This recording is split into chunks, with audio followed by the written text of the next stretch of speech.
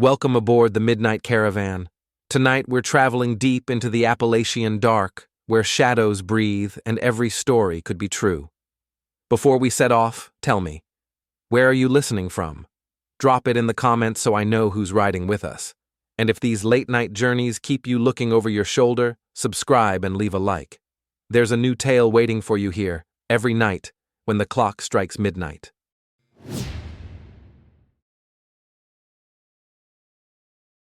I don't usually talk about this because it makes me sound unhinged, and I can't afford that reputation on the job. You have to understand, I've been a ranger for 8 years in a state park, tucked deep into the Appalachian foothills. I know every trail, every fire road, every sound the woods can throw at you. Or at least I thought I did, until that night when I heard the whistle. It was just past 1 a.m. My shift had been quiet, the kind of night where the mist rolls in low and the deer keep to themselves.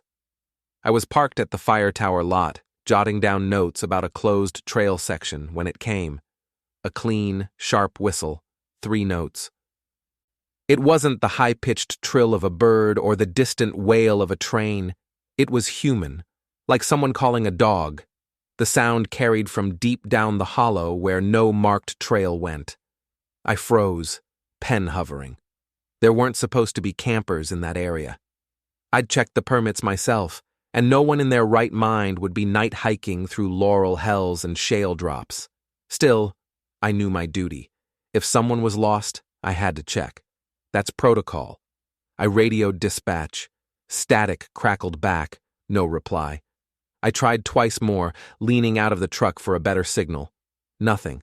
That gave me a cold, pinched feeling in my stomach. Radios cut out here and there, sure, but never in this lot.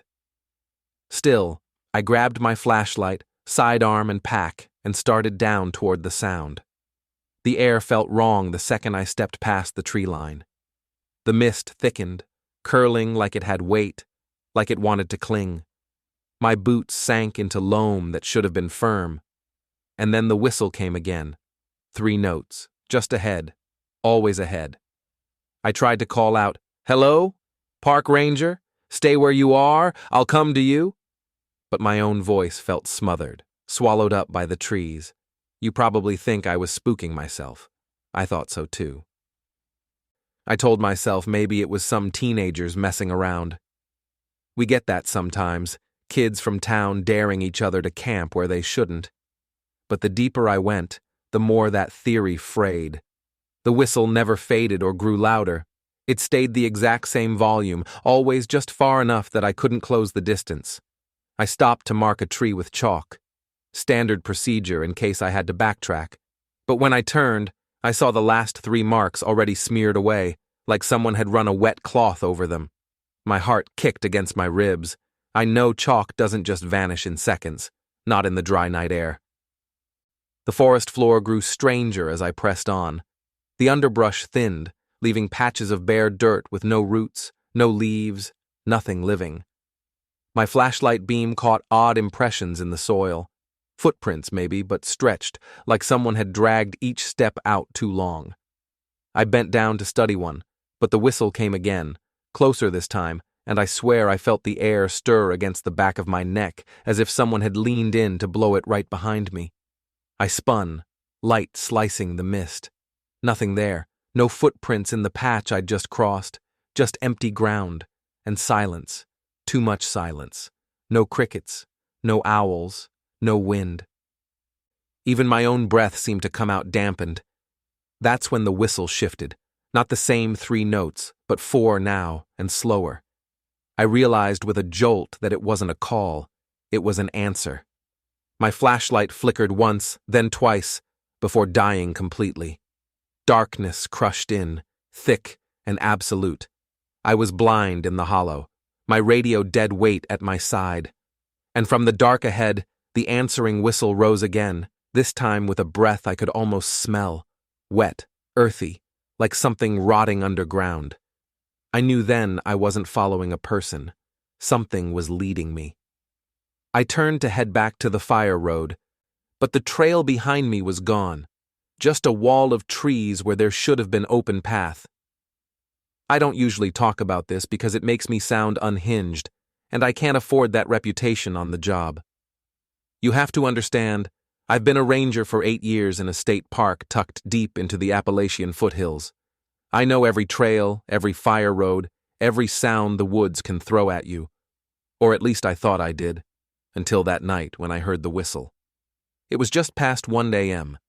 My shift had been quiet, the kind of night where the mist rolls in low and the deer keep to themselves. I was parked at the fire tower lot, jotting down notes about a closed trail section, when it came. A clean, sharp whistle, 3 notes. It wasn't the high-pitched trill of a bird or the distant wail of a train. It was human, like someone calling a dog. The sound carried from deep down the hollow where no marked trail went. I froze, pen hovering. There weren't supposed to be campers in that area. I'd checked the permits myself, and no one in their right mind would be night hiking through laurel hells and shale drops. Still, I knew my duty. If someone was lost, I had to check. That's protocol. I radioed dispatch. Static crackled back. No reply. I tried twice more, leaning out of the truck for a better signal. Nothing. That gave me a cold, pinched feeling in my stomach. Radios cut out here and there, sure, but never in this lot. Still, I grabbed my flashlight, sidearm, and pack and started down toward the sound. The air felt wrong the second I stepped past the tree line. The mist thickened, curling like it had weight, like it wanted to cling. My boots sank into loam that should have been firm. And then the whistle came again. 3 notes, just ahead, always ahead. I tried to call out, "Hello? Park ranger, stay where you are, I'll come to you." But my own voice felt smothered, swallowed up by the trees. You probably think I was spooking myself. I thought so too. I told myself maybe it was some teenagers messing around. We get that sometimes, kids from town daring each other to camp where they shouldn't. But the deeper I went, the more that theory frayed. The whistle never faded or grew louder. It stayed the exact same volume, always just far enough that I couldn't close the distance. I stopped to mark a tree with chalk. Standard procedure, in case I had to backtrack. But when I turned, I saw the last 3 marks already smeared away, like someone had run a wet cloth over them. My heart kicked against my ribs. I know chalk doesn't just vanish in seconds. Not in the dry night air. The forest floor grew stranger as I pressed on. The underbrush thinned, leaving patches of bare dirt with no roots, no leaves, nothing living. My flashlight beam caught odd impressions in the soil. Footprints maybe, but stretched, like someone had dragged each step out too long. I bent down to study one, but the whistle came again, closer this time, and I swear I felt the air stir against the back of my neck as if someone had leaned in to blow it right behind me. I spun, light slicing the mist. Nothing there, no footprints in the patch I'd just crossed. Just empty ground. And silence. Too much silence. No crickets, no owls, no wind. Even my own breath seemed to come out dampened. That's when the whistle shifted. Not the same 3 notes, but 4 now and slower. I realized with a jolt that it wasn't a call. It was an answer. My flashlight flickered once, then twice, before dying completely. Darkness crushed in, thick and absolute. I was blind in the hollow, my radio dead weight at my side, and from the dark ahead, the answering whistle rose again, this time with a breath I could almost smell. Wet, earthy, like something rotting underground. I knew then I wasn't following a person. Something was leading me. I turned to head back to the fire road, but the trail behind me was gone, just a wall of trees where there should have been open path. The clearing felt wrong the moment I stepped into it. The mist didn't curl here. It just hung, heavy and unmoving, like the air itself had stopped breathing. My flashlight beam skated across stacked stone walls sunk knee-high in the soil. A foundation. Whatever cabin once stood here had rotted away decades ago. I should have turned back, but I was too deep in, too rattled to find another path. So I stepped inside the ruin, My boots scraped stone. The echo came back sharper than it should have, like the walls were taller than they really were. And then I heard it again.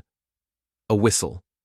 3 notes this time, soft, almost coaxing. It came from directly in front of me. I raised my light and nearly dropped it. There was someone, something, standing at the far end of the foundation. I could see only its outline in the mist, but the shape was wrong. Too tall, shoulders bent, arms hanging long enough that the fingertips brushed stone. Its head tilted, and in the pause before the next whistle I swore I heard joints creak, like wood bending. My throat closed up. I managed a whisper. "Who are you?" The answer came not with words, but with sound. My own voice again, replayed in that dragging, broken tone.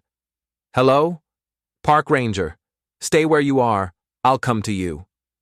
It took a step forward. My light caught more detail now, the surface of its skin, if you could call it that. Pale, slack, like wet paper stretched too thin. No eyes, no mouth, just folds where features should have been. I stumbled back. The whistle came again, louder, not through air but inside my skull, rattling my teeth. I pulled my sidearm, but my hands shook too bad to steady the aim. I shouted, more to convince myself I had power than to scare it. "Stay back." It didn't listen. Another step, dragging one long hand across the stone. Where it touched, the rock hissed like water on a skillet, leaving behind blackened grooves. The smell hit me then, burned earth, spoiled meat. My eyes watered. I fired. The shot ripped through the silence, deafening. For a second, the recoil steadied me.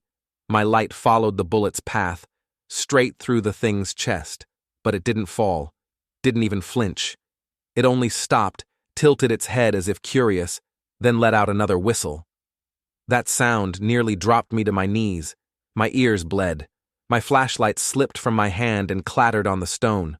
The beam spun, throwing wild shadows across the ruin. And in those shadows, I saw others, dozens of them. Figures half-formed, slumped against the low walls, heads cocked at unnatural angles. The whistle wasn't just one voice. It was a chorus. I turned to run. My boots hit the edge of the foundation, but the ground beyond had changed. No trees, no underbrush, just mist and more stone foundations stretching in every direction, each filled with pale shapes waiting to stand. The air pressed against me, thick and unrelenting. I couldn't breathe. My lungs clawed for air as the chorus swelled. My last rational thought was that I'd walked into something old, something that had been here long before maps, long before parks or rangers. And then, silence. I woke up at dawn in the fire tower lot, lying on the hood of my truck. My flashlight and sidearm were gone. My radio was working again, crackling with morning check-ins. I didn't report it. How could I? Whistling shadows stole my equipment, doesn't make the logbook. Instead, I drove home, sat in the shower until the water ran cold, and tried to convince myself I'd blacked out, hallucinated. But last night, it happened again. From my own backyard this time. 3 notes, carried on the wind, whistled from a dark corner where no one stood. If you hear whistling in the Appalachian woods, don't follow it. The problem is, once it knows your voice, it doesn't need you to.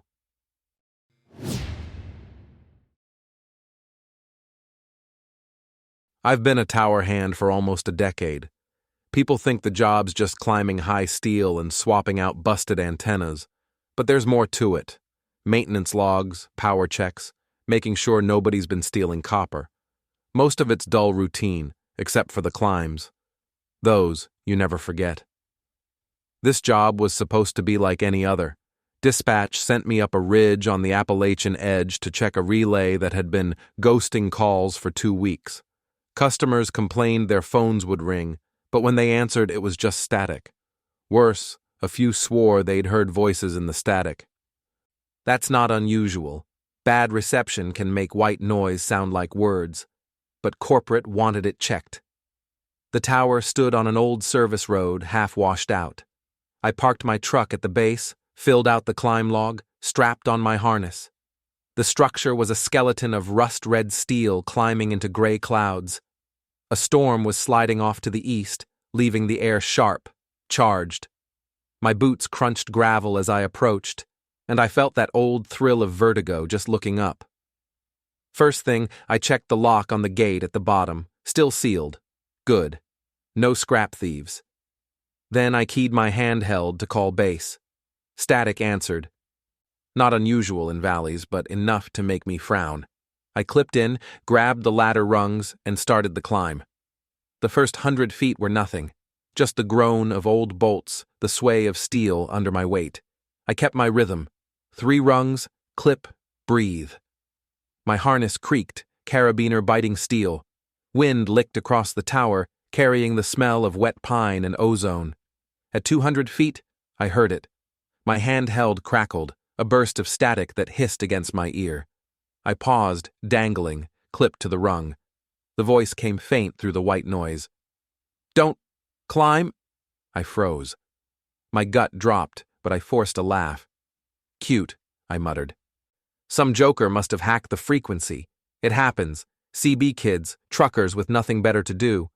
I kept going, another 50 feet, and it came again, clearer this time.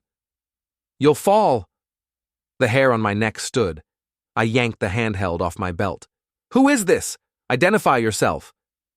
No answer. Just the same hiss, then silence. I shoved it back and climbed faster, heart thumping in my throat. The air grew colder the higher I went, wind tugging harder at my harness. At 300 feet, my boots rattled a panel loose. I stopped to tighten it, hands numb against the steel. That's when the voice returned. Only it wasn't a stranger this time. It was me. My own voice, played back grainy through the static. "Who is this? Identify yourself." I went cold all over. I hadn't repeated that into the radio. The system was down anyway. Power cut, no broadcast. There was no way it could be looping my words, unless something was sitting on the line. I tried to keep climbing, but my focus slipped. Every rung vibrated like it was humming. The steel under my gloves buzzed faintly, as if carrying a current. I muttered curses, forcing my boots upward, but then the static erupted so loud it rattled my teeth. "Higher," it said, my voice stretched and broken. "Come higher." I shut my eyes, pressed my forehead against the steel. "Just a climb," I whispered. "Just a job. Get it done, get paid, get home." But the moment I opened my eyes, the clouds parted, and I saw something that didn't belong. Another tower, far off on a neighboring ridge but bent, twisted into a hook shape like it had melted and frozen mid-collapse. And though the wind howled, I could swear I saw figures clinging to its frame. Not workers, not alive, just shapes hanging, swaying without moving. The radio hissed again. My voice, broken to pieces, chanting from the static, "You're already up here." When I looked down, there were twice as many rungs on the tower as I remembered climbing, and something was moving up them toward me. I couldn't look away. The rungs below me stretched longer than they should have, warped like someone had spliced in extra metal while I wasn't watching. And halfway up those impossible rungs, something moved. Slow, deliberate. Climbing without a harness, without gear. Just pale hands hooking onto steel. My pulse hammered. I yanked my flashlight from its clip and shone it downward. The beam caught nothing. Just fog swirling around the tower's base. But I knew I'd seen movement. The handheld crackled at my hip. Another burst of static, then my own voice again, warped and broken. "Don't look down. Don't look down." I gritted my teeth. My words spit back at me like a threat. I jammed the radio off, stuffed it into my vest pocket. The steel buzzed under my gloves, low and steady. I had to keep moving. Whatever this was, finishing the job was the only way I'd get control back. Another 50 feet. Wind shoved at me, making the tower sway. My harness tugged, carabiner screeching against rust. I reached the mid-level platform, pulled myself onto the grated steel, and crouched, chest heaving. The ridge spread out below, forests rolling like dark waves, mist pooling in hollows, beautiful and wrong all at once. I tugged my tools out, hands shaking, and pried open the relay box. Dead. No lights, no hum. The cables inside looked fine, but when I touched one, it twitched. Not like a live wire, more like a muscle spasm. I recoiled, nearly dropping my wrench. "Nope," I muttered. "Not possible." Then the radio crackled again, only I hadn't turned it back on. "You touched me." My stomach knotted. I snapped the relay box shut, but before I could lock it, the panel surface bulged outward, pushing against my gloves, like something inside was trying to breathe. I stumbled back, boot slipping on the platform grate. For a second, I dangled over 300 feet of empty air. My harness held, biting into my ribs, and I hauled myself upright. The tower groaned under my weight. Not the usual sway. It sounded alive. A low vibration pulsed through the steel, steady as a heartbeat. The radio hissed again, louder, flooding with overlapping voices. Some were mine, some weren't. A chorus of climbers, all tangled together. Higher, falling. "Don't leave us, don't." My ears rang, brain buzzing with it. I yanked the radio free and hurled it into the fog. But the voices didn't stop. They just burrowed deeper, humming in the steel itself. A flicker of movement drew my eyes upward. The top beacon, the red light that should have been dead, flashed once, twice. Then it glowed steady, pulsing with the same rhythm as the steel beneath me. And in that glow, I saw a silhouette. Someone already up there, a climber. Harness swaying, back hunched, head cocked. Too far to make out a face, but unmistakably human. Except I was the only one logged for this climb. "Hey!" I shouted, voice torn by the wind. "Who's up there? This tower's closed." No answer, just the figure turning its head, slow, deliberate, until it was looking straight down at me. Even at that distance, I felt it lock on. The steel buzzed harder, the pulse quickened. My teeth vibrated in my skull.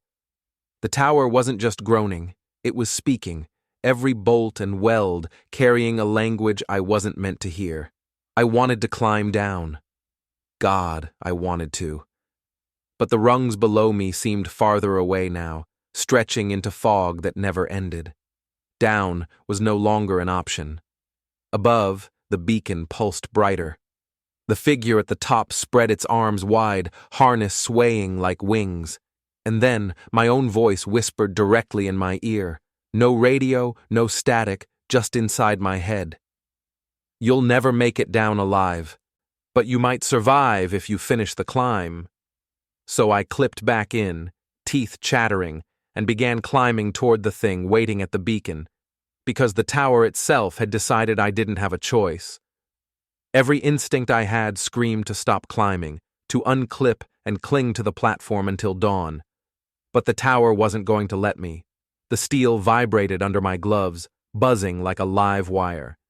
Each pulse shoved at my chest, urging me upward. So I climbed. One rung, then another, the harness biting into my ribs. The beacon above glowed steady red, casting the silhouette into a black cutout. The figure clung to the steel like a spider, head tilting with unnatural patience. Halfway to the top, the voices returned. Not from the radio this time, but from inside the tower. The steel itself hummed with them. 100 voices, all broken, repeating fragments of climbs. Lost daylight. Can't feel my hands. Just one more rung. It was every climber's last thoughts, etched into metal. My own voice joined in without my consent. Words slipped from my mouth, unbidden, echoing through the frame. "Don't look down. Just climb." Terror and rage collided in me. I'd survived storms, burns, even a fall once that broke 2 ribs. I wasn't going to let some haunted hunk of steel turn me into another echo. I gritted my teeth and forced my legs upward. The silhouette shifted. It unhooked its harness, but instead of falling, it hung there, weightless, tethered by nothing. Its head turned a full 90 degrees, slow as gears grinding. Even in the glow, I couldn't make out features, just a blank oval, smooth and wrong. My pulse slammed harder. I wanted to shut my eyes, but if I did, I knew I'd lose my grip. I kept climbing, sweat blurring my vision. When I was 20 feet below the beacon, the figure finally moved. It climbed down toward me, not fast, not slow, just inevitable. Each motion bent the rungs like soft wire, like the tower itself was reshaping to carry it. My hands shook, slipping on sweat. I reached the last stretch, every rung screaming as I pulled. The beacon's glow burned red against my face as I hauled myself onto the top platform. The figure stopped 10 feet below, clinging upside down like it belonged there. Its head turned again, until the blank surface was aimed straight at me. The tower vibrated so hard my bones felt hollow. Voices screamed through the steel. My own joined them, shrieking words I didn't want to hear. Jump! Jump! Jump! I didn't listen. Instead, I ripped open the beacon's access panel. Inside, wires squirmed like veins, pulsing with red light. The smell of ozone and rot flooded my throat. With shaking hands, I pulled my multi-tool and jammed it into the wiring. Sparks exploded. The tower shrieked, a sound like tortured metal and human pain layered together. The figure convulsed, body twisting, arms flailing without breaking grip. I screamed with it, wrenching and tearing until the beacon went black. The light died, the voices cut, and the figure dropped. It fell past me, slamming into the tower's frame. No body hit the ground, just silence, rolling heavy and final. The tower went still beneath me. For the first time all night, it was just steel again. Cold. Dead. I climbed down in silence, every rung slick under my palms. By the time my boots hit gravel, dawn was staining the ridges pink. My radio buzzed with morning chatter like nothing had happened. The tower hasn't ghosted since. Calls go through fine, static's normal. But sometimes late at night, I'll catch a phantom vibration in my chest, like the echo of that heartbeat. And I know what it means. The thing's not gone. It just remembers me. I won, but only because I gave the tower a reason to let me live, and one day, it'll want me to climb again.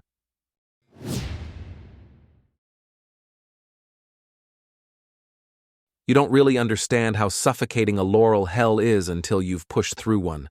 The branches grow so thick you can't see daylight even at noon. They claw your face, snag your pack, and twist into walls that feel like they're closing in. People joke about them like they're just a hiker's nuisance, but out here in the Appalachians, they're a killer. Folks wander in and never come out. That night, we were called for a missing rookie firefighter. His name was Clay. Barely 21. Full of energy, cocky grin, always volunteering for extra shifts. He'd been shadowing me for 2 weeks.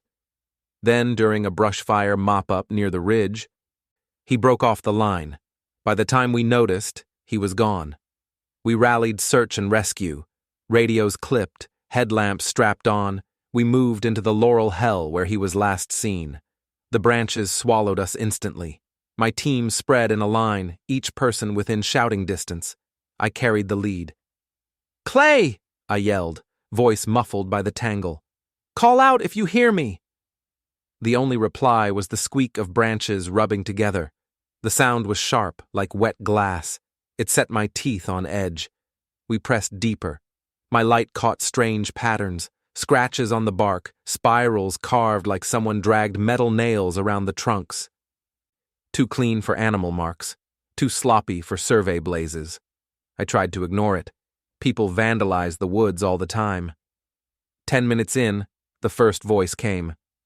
"Over here." I froze. It was Clay's voice, thin, strained, but clear.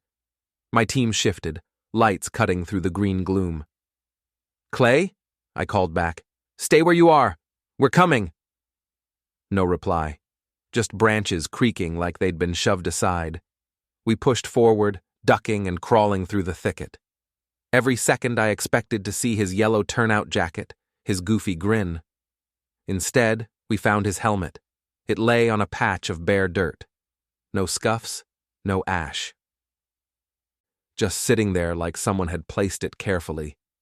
Inside, the chin strap was snapped clean through. My stomach clenched. Gear doesn't break like that, not without force. "Radio base," I ordered, keeping my voice steady. One of the team tried, but the radio only spat static. That's when Clay's voice came again. Closer. "This way!" The others surged forward, but I held back, listening. The voice was wrong this time. Drawn out, each syllable stretched, as if spoken through water. My gut twisted. I signaled them to stop.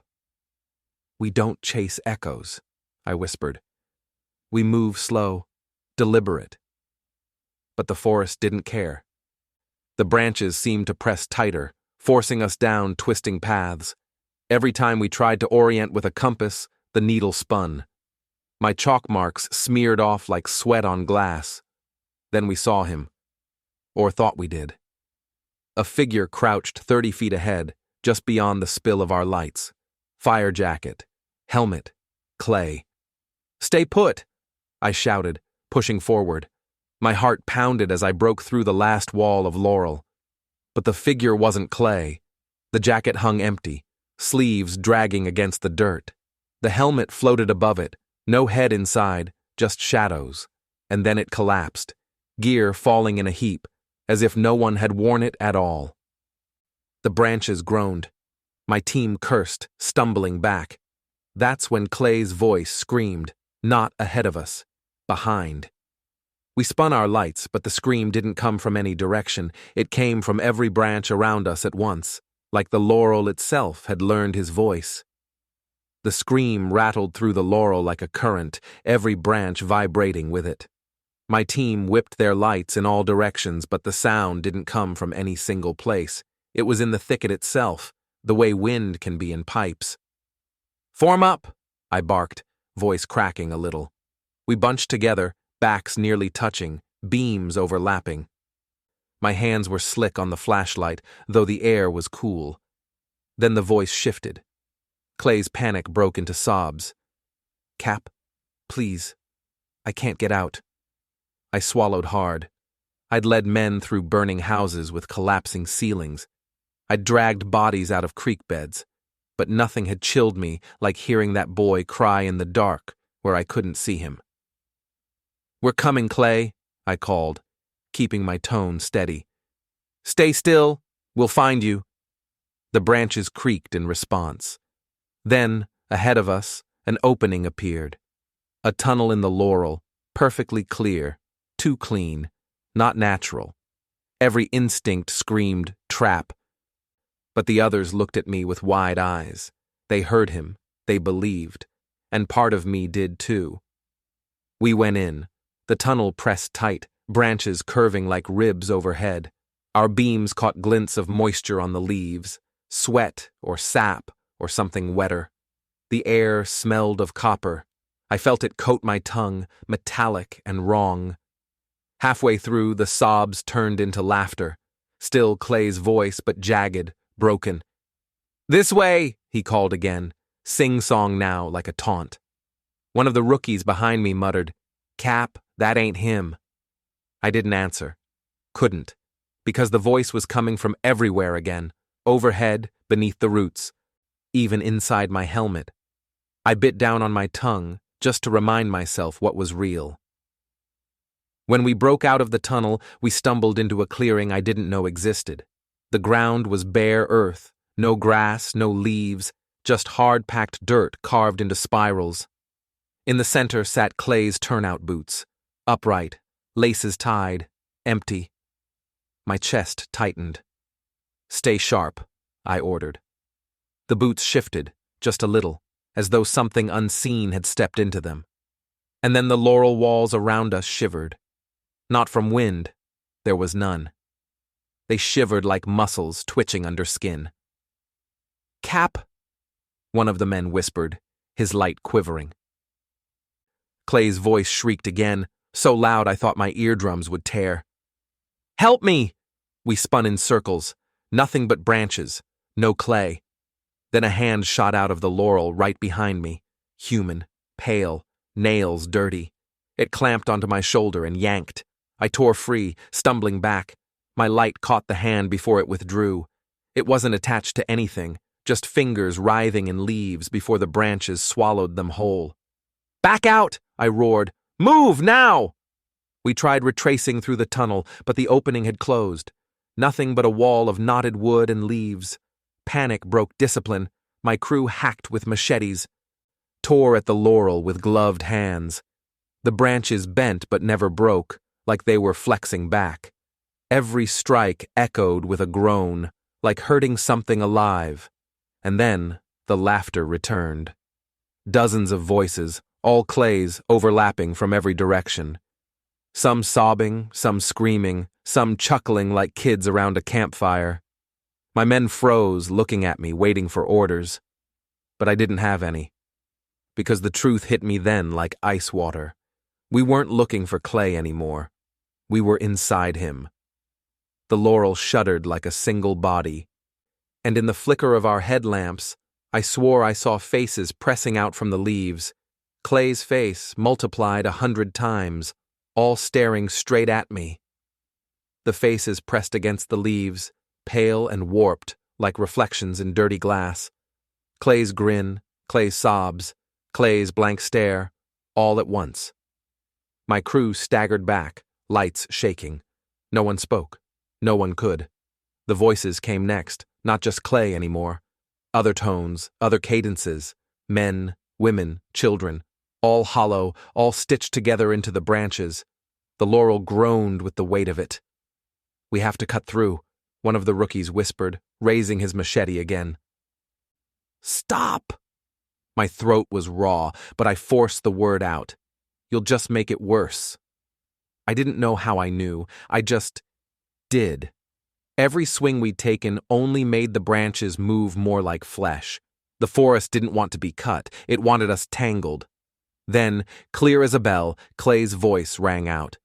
But this time, it was right in front of us. "Cap!" We whipped our lights forward, and there he was. Clay, standing in the middle of the spiral, boots on, jacket back on, helmet crooked. His face was shadowed under the brim, but I'd know that slouch anywhere. My chest cracked open with relief.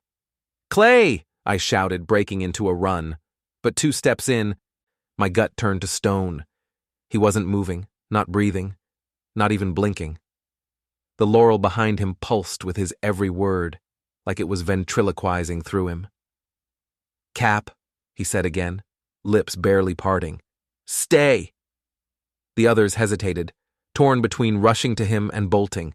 I froze, because when my light caught his eyes, I realized they weren't eyes at all, just glossy leaves pressed into sockets, twitching as though straining to see.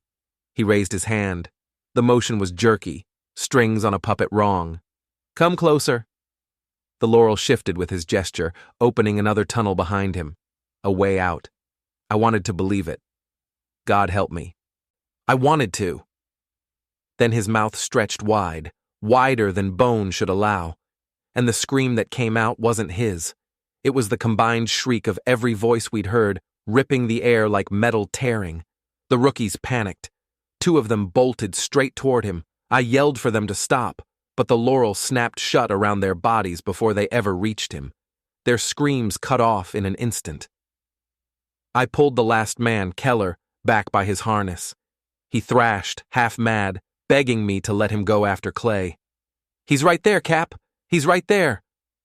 But I couldn't. Deep down, I knew Clay was gone. Whatever wore his voice, whatever moved his hands, it wasn't him anymore. The laurel walls convulsed, collapsing inward. I shoved Keller toward the opposite side, hacking with my knife. By some mercy, the branches gave way just enough. We squeezed through, scraping skin, tearing gear, until we spilled into open air. Cold night slapped my face. Stars overhead, ridge behind us. The laurel hell loomed at our backs, quiet as stone. Keller sobbed on his knees. I stood there, shaking, helmet dangling from my hand.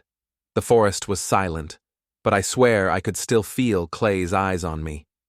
We searched again at dawn, brought dogs, ropes, fresh crews. Found nothing, not Clay. Not the rookies, not even their gear. Just an unbroken wall of laurel, humming faint when the wind hit right. I filed the report.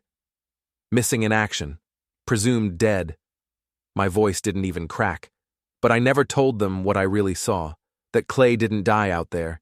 He became the laurel, and anyone who goes looking for him will join him. The department still keeps his locker sealed, like maybe he'll walk back in one day. But I know better. The laurel already claimed him, and it's only waiting for the rest of us.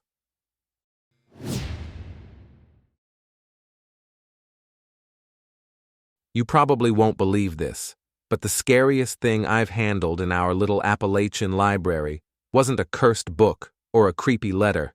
It was a quilt top my grandmother left folded in a cedar chest. I grew up with that chest under the window of a trailer facing a hollow that never got direct sunlight.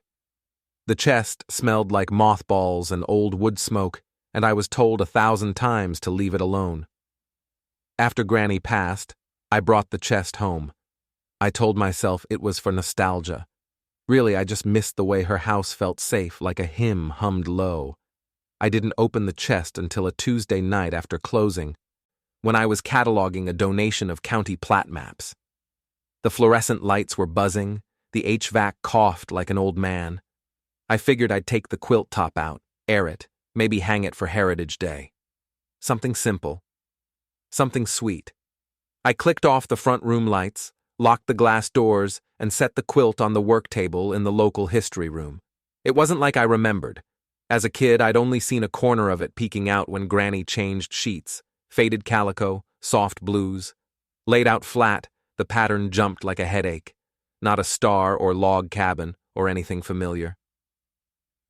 It was a mess of narrow strips and tiny applique shapes arranged in braided paths that twisted in ways my eyes didn't want to track. At first, I thought I recognized a motif. Oak leaves, maybe. But then the leaves pinched into arrows, then arrows melted into fish, then fish into little coffin shapes, and I felt my stomach drop. I leaned closer. Stitched in red thread, tiny, precise, were names. Not names like Faith or Home. Names like Eliphalet Sloan and Baby Ruth, no breath. Dozens, maybe hundreds. Some had dates, just years, 1899, 1901, 1937. Some had nothing but a red X. The thread was so fine I had to pull the desk lamp close to make out the letters. When I did, something in the pattern shifted from nonsense to recognition. I work with maps every day. People bring in shoeboxes of deeds and ask me to tell them where their granddaddy's pasture used to be before the floodplain took it. You do it long enough, and your brain starts seeing roads in anything. Coffee stains, cracked plaster, the veins in your hand. I started seeing roads in Granny's quilt. The braids were ridgelines. The coffin shapes were switchbacks. The applique leaves were laurel thickets. I slid a 1930s topo over the quilt, just to prove I was being sentimental and silly. The ridgelines matched, not kinda. Perfect. I pushed my chair back so hard it squealed across the tile. I laughed, because that's what you do when you feel the floor tilt. Then I told myself the old women used patterns from life. Of course, the mountains seeped into the fabric. I grabbed a pencil and traced one red-stitched line, following a curve around a leaf I now knew was a rock outcrop. The line ended at a name, H. Dovener. No date, just the name and a tiny stitched arrow pointing beyond the quilt's edge. My phone buzzed. It was after 10. The building was empty. I said hello to no one, just to make sure my voice still worked. The HVAC hiccuped again. The fluorescent light on the far side of the room flickered like it was blinking. I pulled the county plat book closer. H. Dovener wasn't a name I knew. I checked the surname index. Nothing. I tried census abstracts, church rolls, cemetery lists, the genealogy software we keep for patrons. Dead ends everywhere. It wasn't unusual. Names get lost. But the way the red thread arrowed right off the fabric made me feel watched. If you're thinking I was forcing connections, I was thinking the same thing. I took a breath, put the topo and quilt side by side, and picked a second name, Eliphalet Sloan. Old-timey, rare. That one should show. It didn't. Not in our town, not in the county, not in the state database. It was like the quilt had cataloged people who never existed. A practical voice in my head, Granny's voice, said, "Child, you're tired." I folded the quilt to put it away. The entire library went quiet. Not late-night quiet. No sound quiet. The HVAC stopped in the middle of a cough. The buzz in the fluorescents died mid-fizz. Even the freezer in the staff room quit its little whining hum. I could hear my own pulse in my ears. The folded quilt in my hands felt warm. I don't know how else to say that. Like someone had pressed it to a stove and handed it to me quick before it scorched. I unfolded it again, because of course I did. The red threads seemed brighter now. One new name I swear wasn't there before. R. Ellison, librarian. That's my last name. I killed the lights to leave, and from the dark stacks behind me, a page fluttered open on its own, revealing a hand-drawn map that matched the quilt exactly. Only this one had a fresh ink line leading straight from the library to my house. I couldn't leave. Every rational part of me screamed to lock the quilt away, turn the lights back on and drive home. But the new name, the one stitched in red thread with my surname, felt like a hook caught in my chest. I had to know more. I set the quilt flat again. My lamp's beam showed dozens of names I'd missed before. Some glowed faintly in the fabric's folds, like the thread had soaked up more than dye. N.C. Holt, Child of March. Etta Green, Gone Walking. The last one chilled me. That exact phrase, gone walking, was local shorthand for someone lost in the mountains, usually found dead weeks later, if at all. The air grew close in the library. I loosened my collar, but it didn't help. I pulled another county map, this one from 1911, laid it over the quilt. The stitched lines still aligned, every bend in the river, every ridge spine. But here was the thing. The quilt showed logging roads that hadn't existed until the 1930s. How could Granny stitch a map that showed both past and future? I thought of her bent over her frame, fingers flying, humming. I'd assumed she was just making heirlooms. But what if she was recording something else? I dug into our obituary clippings. We have binders thick as hymnals, yellowed newsprint in plastic sleeves. I flipped to Sloan, to Holt, to Green. Nothing. Then I checked a handwritten ledger the church ladies donated a decade ago, a record of burials no one ever digitized. My blood went cold. There they were, all three. Dates and details scratched in ink. Etta Green, female, 9 years, went walking, body never recovered. N.C. Holt, infant, buried in Potter's Field. Eliphalet Sloan, farmer, presumed drowned, body missing. The quilt wasn't fabric folk art, it was a death map. I shoved the binder shut, heart racing. The silence of the building pressed in. Then I heard it, a faint snip-snapping sound, like scissors working cloth, coming from the stacks. "Hello?" My voice cracked. No answer. I stood, flashlight beam quivering. The sound grew louder, closer, until it was right at the end of the genealogy aisle. I swung the light. Nothing but shelves, dust, and one of the plat books lying open on the floor, though I hadn't heard it fall. I approached, every step heavy. The page showed our town boundary, except someone had drawn a line that didn't exist, curved, red, fresh. It matched the quilt exactly. It curved through the ridge, around the creek, and ended right at the square marked for the library. My stomach dropped. I leaned over the plat book, tracing the ink with a trembling finger. And under the paper, on the wooden table itself, was fabric. The quilt had somehow bled through. I ripped the book closed and staggered back. The snipping noise stopped. Then, soft as a breath, I heard Granny's voice. Not in memory, not in my head, in the room. "Stitch it, child. Keep it whole." I spun. Empty aisles. Fluorescent hums returning, faint but there. But the quilt lay spread open now, though I'd folded it. And I swear on my job, there were more names. Dozens more. A thread of fresh red stitches curling in real time, writing itself across the border. At the end of the line, R. Ellison, catalog incomplete. I slammed the cedar chest shut over the quilt, heart hammering, sweat chilling my shirt. I wanted to run, but my keys were still on the table.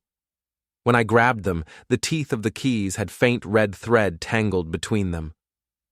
That night at home, I pulled back my curtains to breathe easier and saw a red-stitched line glowing faint across the ridge, leading from the woods straight toward my bedroom window. I didn't sleep that night. How could I? Every time I shut my eyes, I saw the quilt patterns twisting across my eyelids, the red thread tugging me along like a leash. The glow outside my window lasted until dawn. I kept expecting to hear Granny's scissors snipping in the dark.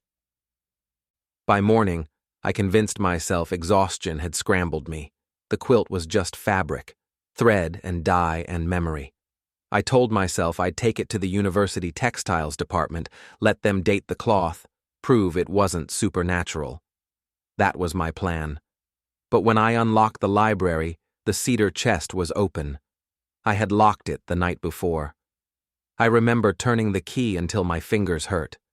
Still, there the quilt lay, spread out across the genealogy table. Not folded, not stacked. Spread out like someone had been working on it while I was gone. I stepped closer. The red threads were brighter than ever, almost wet-looking. The new names stitched overnight were unmistakable. The two patrons who'd come in yesterday afternoon, the elderly sisters who'd asked for obituary clippings. Both names, in perfect red script, now sewn into the border. I checked the log. Both women had signed out at 6 p.m. I called their number. No answer. I called again at lunch. Still no answer.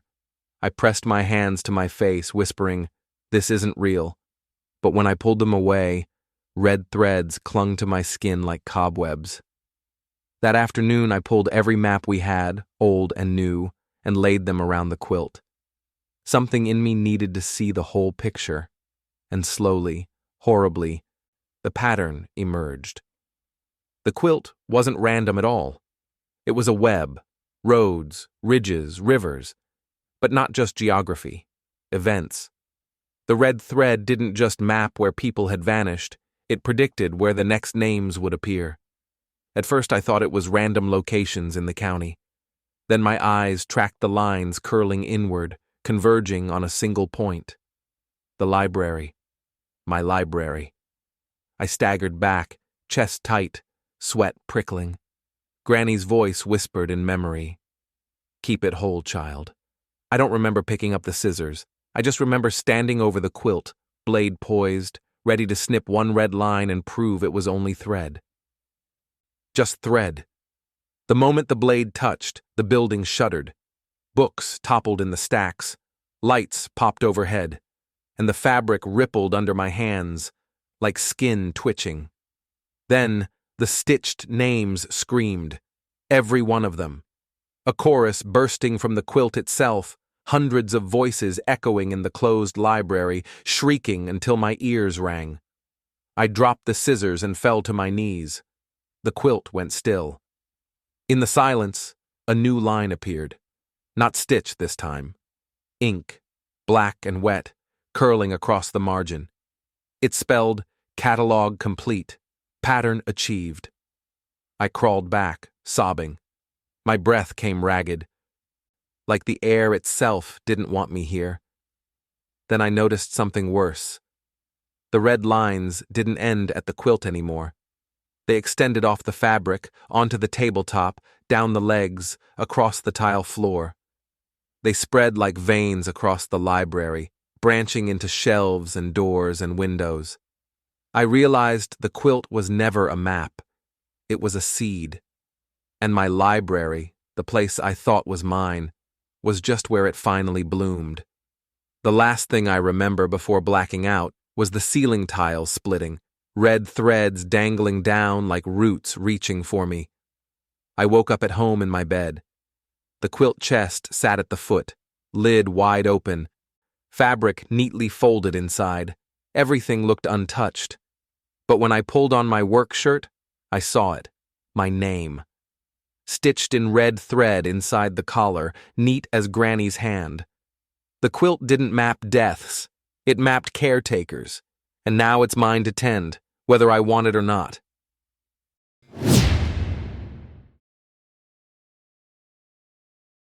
I've been driving the church bus for nearly 10 years now. It's not glamorous, but I like the routine. I like seeing the same faces every Sunday morning, hearing the Haynes twins argue over who gets the window seat, watching Ms. Dot settle in with her oxygen hissing softly, and catching Mr. Pearson dozing off before we even hit the ridge road.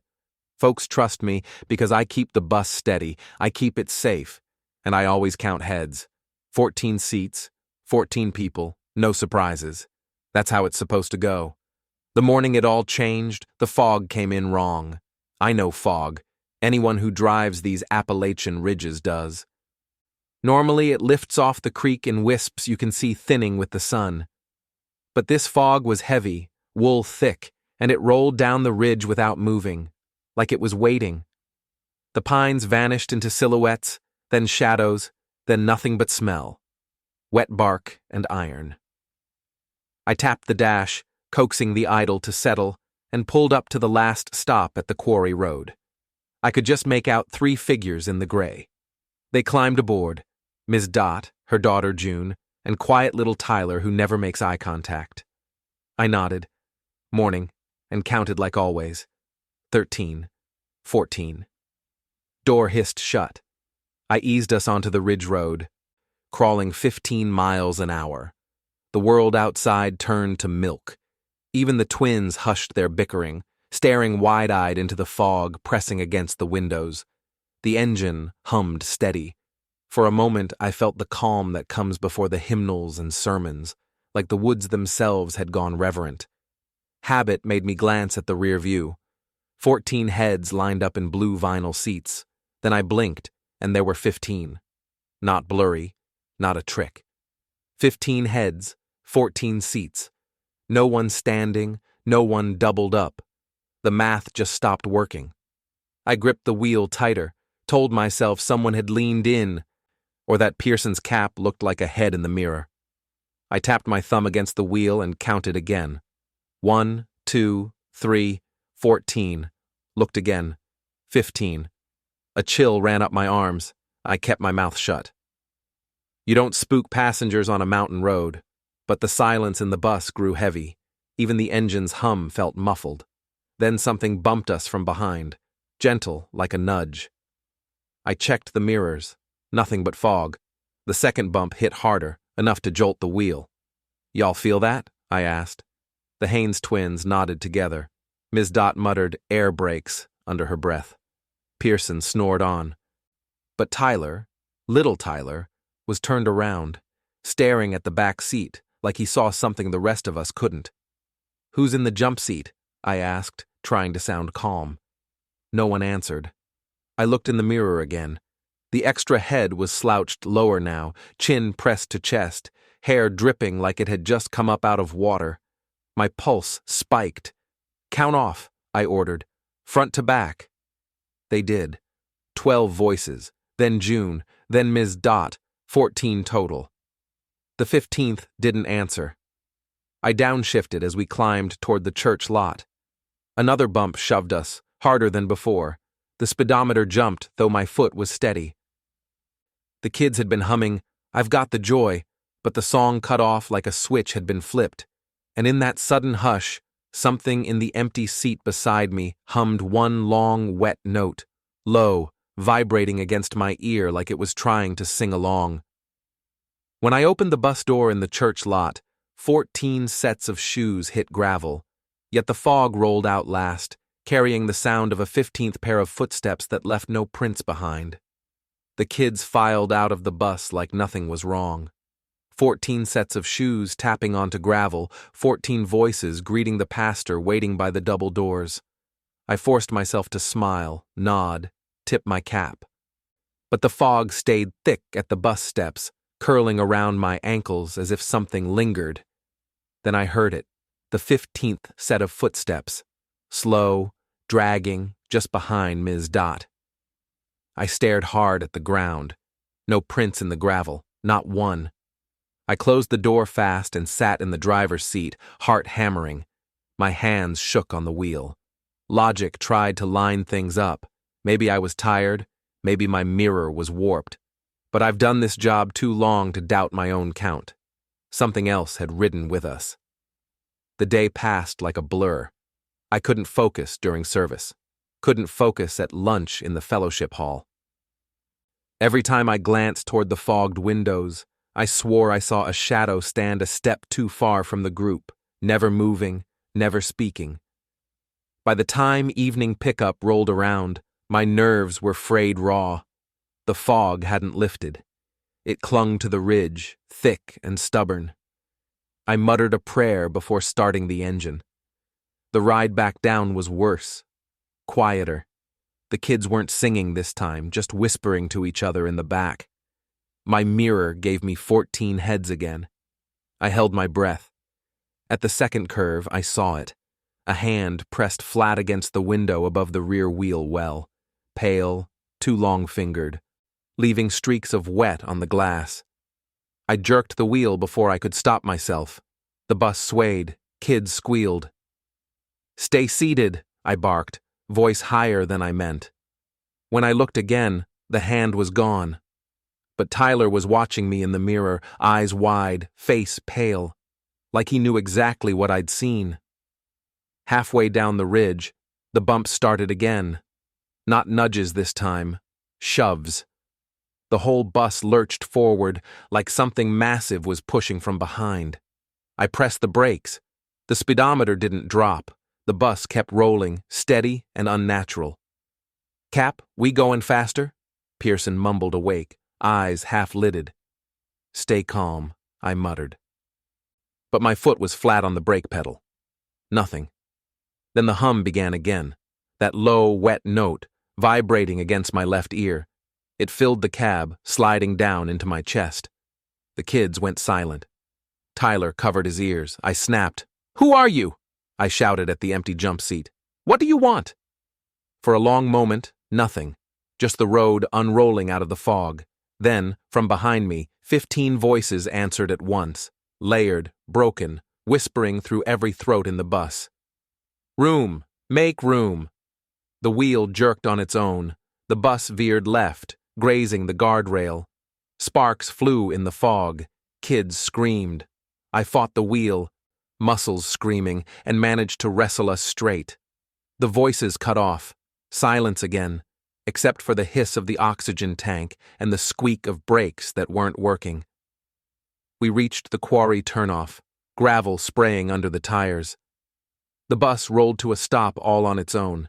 Engine idled, calm as ever. I sat frozen, hands white-knuckled. No one spoke.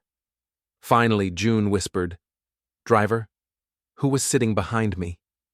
My blood ran cold. That seat had been empty. Always empty. I turned to count them myself, and every face stared back, except the last one, which was still bowed low, hair dripping, as if it hadn't noticed we'd stopped. I should have gotten out right then. I should have thrown the door open, let everyone pile onto the gravel, and walked them home. But when I turned in my seat, I froze. 14 faces stared back at me. Real faces, sweaty, pale, frightened. Kids clutched hymnals to their chests. Ms. Dot fumbled with her oxygen. Pearson's knuckles whitened on the seat frame. All accounted for, all human. Except the 15th. That one sat hunched in the very back, head low, hair plastered wet across its face. I couldn't see its clothes, couldn't see hands or shoes. Just the crown of a head and the steady drip of water spattering onto the vinyl. I forced my throat to work. Everyone off. Now. They hesitated, scared by my tone. Move! I barked, and they scrambled. Shoes slapped down the bus steps, voices rising in nervous chatter. I counted as they passed. 1, 2, 14. When I looked up, the back seat was empty. The bus reeked of damp earth. Fog pressed against the windows like a living thing, curling in through the cracks. I stood alone, trembling, waiting for the last set of footsteps that never came. Finally, I stumbled down the steps myself. The gravel lot was silent. The passengers stood in a knot by the quarry road, their eyes wide. Not one of them spoke. Tyler pointed. His arm shook. I followed his finger. The fog on the ridge road had parted just enough to show tire tracks running beside ours, fresh grooves like another bus had ridden in tandem all the way down. Only there hadn't been another bus. Not for miles. Pastor Larry came hurrying from the church, calling questions I couldn't answer. I waved him back, herded everyone toward safety, all the while keeping my eyes on that fog. Because in it, just beyond the tire tracks, a second row of footprints appeared. 15 sets, leading nowhere. I didn't sleep that night. I sat at my kitchen table, staring at the bus keys. Every bump on the ridge road replayed in my bones. Every whisper echoed in my ears. Around midnight, the humming started again, low, steady, from outside my window. I drew the curtains, but the sound didn't stop. It pressed against the glass, like a hymn without words, vibrating through the pane.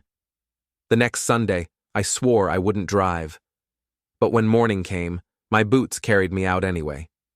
The fog was waiting on the ridge, thick as ever. The bus sat quiet, engine cool, but the seats smelled faintly of pond water. I climbed in, counted the rows. 14. I drove the route, picked up the Haynes twins, Ms. Dot, June, Pearson. Tyler climbed aboard last, eyes downcast. I shut the door, counted again. 14. But when I checked the mirror halfway up the ridge, my stomach knotted. 15 heads. I didn't stop the bus, didn't even flinch, just kept driving, knuckles white on the wheel, the hymn humming low beside me. Because here's the truth. I don't know if the extra passenger is real or if I've gone crazy counting shadows in fog. Maybe the bumping, the humming, the footprints, maybe it's just tricks of a tired mind. Or maybe there's another bus riding alongside mine, invisible. Always half a seat ahead, half a step behind, and once in a while its passengers spill over. I don't know which is worse. Every Sunday now I count. 14, always 14. But in the mirror there's sometimes 15, and I've stopped asking which number's the lie.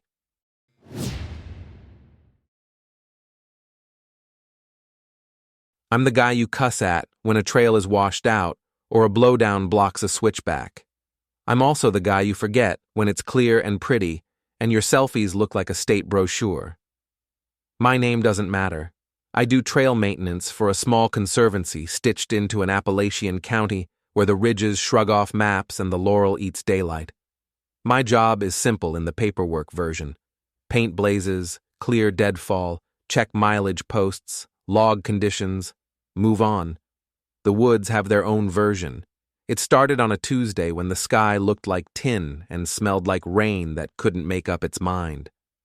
The assignment said, North Fork Loop, miles 3-7, remove blowdowns, repaint blue blazes. I loaded the truck with wedges, bar oil, 2 chains, 1 fresh, 1 sharp-ish, fuel, paint can rattling like a maraca, and a thermos of coffee that tastes like pennies. I signed the trailhead register out of habit, though no one reads those except other workers and the odd prepper. The first mile was routine. Wind throw from last week's storm, punky poplar easy to buck, 2 cuts, and it rolled. I laid branches to slow erosion, brushed duff off water bars, all the little chores no one sees. The birds were quiet in a way that felt like a held breath. But I told myself it was the weather teasing. By mile 2, the blazes thinned, the old paint flaking. I dipped the brush and refreshed a rectangle on a chestnut oak. My hand knows the ritual. 2-inch by 6-inch, edges clean. I turned to hit the next one and paused. The trail kinked left where my notes said it should right. I chalked it up to a reroute I'd missed in the email thread. It happens. Volunteers do a weekend project. The forest swallows the memo. I followed the new curve. The tread looked legit. Bench cut into the slope, packed and tamped. Somebody had done it right. But the blue squares ahead were off. Not sloppy, exactly. More like they'd been measured by a different wrist. Taller than regulation, just a hair too narrow, aligned with a tree I wouldn't have chosen because the bark flakes shed paint. I kept going. The saw rode my hip heavy. Another blowdown. Red oak this time, fresh fall, leaves still wet with life. I set the wedges, fired up the saw, and the chain bit in with that satisfying chew. Sap bled pale and stringy like wet burlap. I've seen strange sap. This wasn't that. This clung to my gloves in threads that resisted when I tried to shake them off, stretching and refusing to snap like gum. Great, I muttered, wiping my hands on my pants. The threads drew fine lines on the fabric, hair thin and stubborn. I cut the log, rolled rounds with the peavey, and stepped back into the tread. The new paint caught my eye again.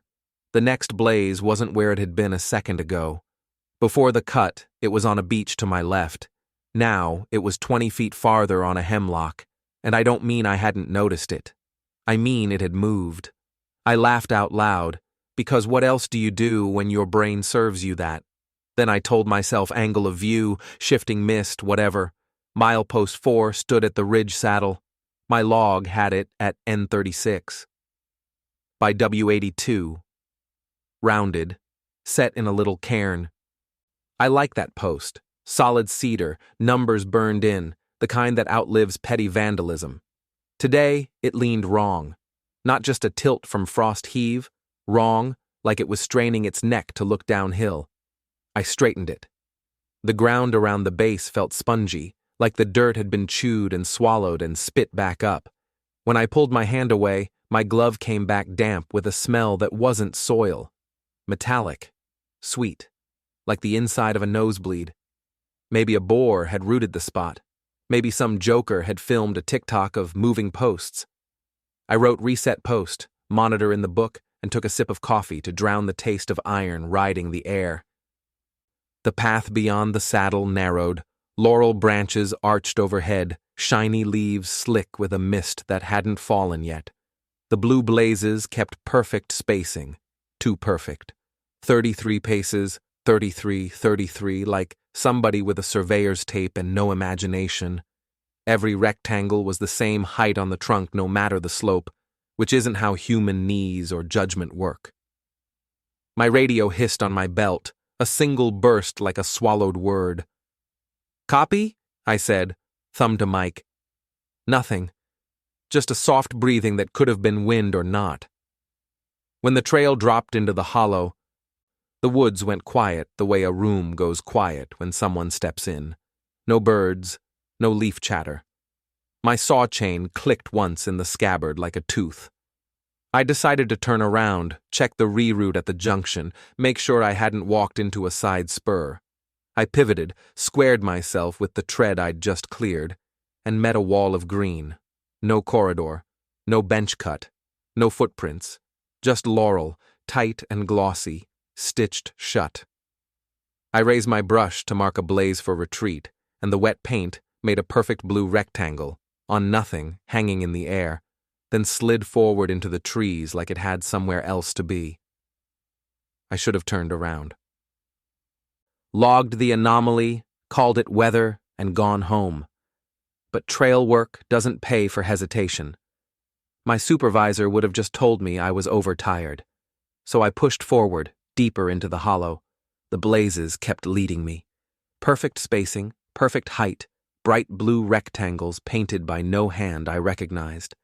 I followed them down a slope until the tread disappeared under a lattice of roots. When I lifted my boot, soil clung like clay. A coppery smell rose up, stronger than before. At mile 5, I found the next post, only it wasn't where it belonged. According to the log, it should have been at the base of a switchback. Instead, it stood 20 feet off trail, embedded in a laurel thicket. No path, no corridor, just jammed between roots like the forest had grown around it. I forced my way in, scratching my arms raw.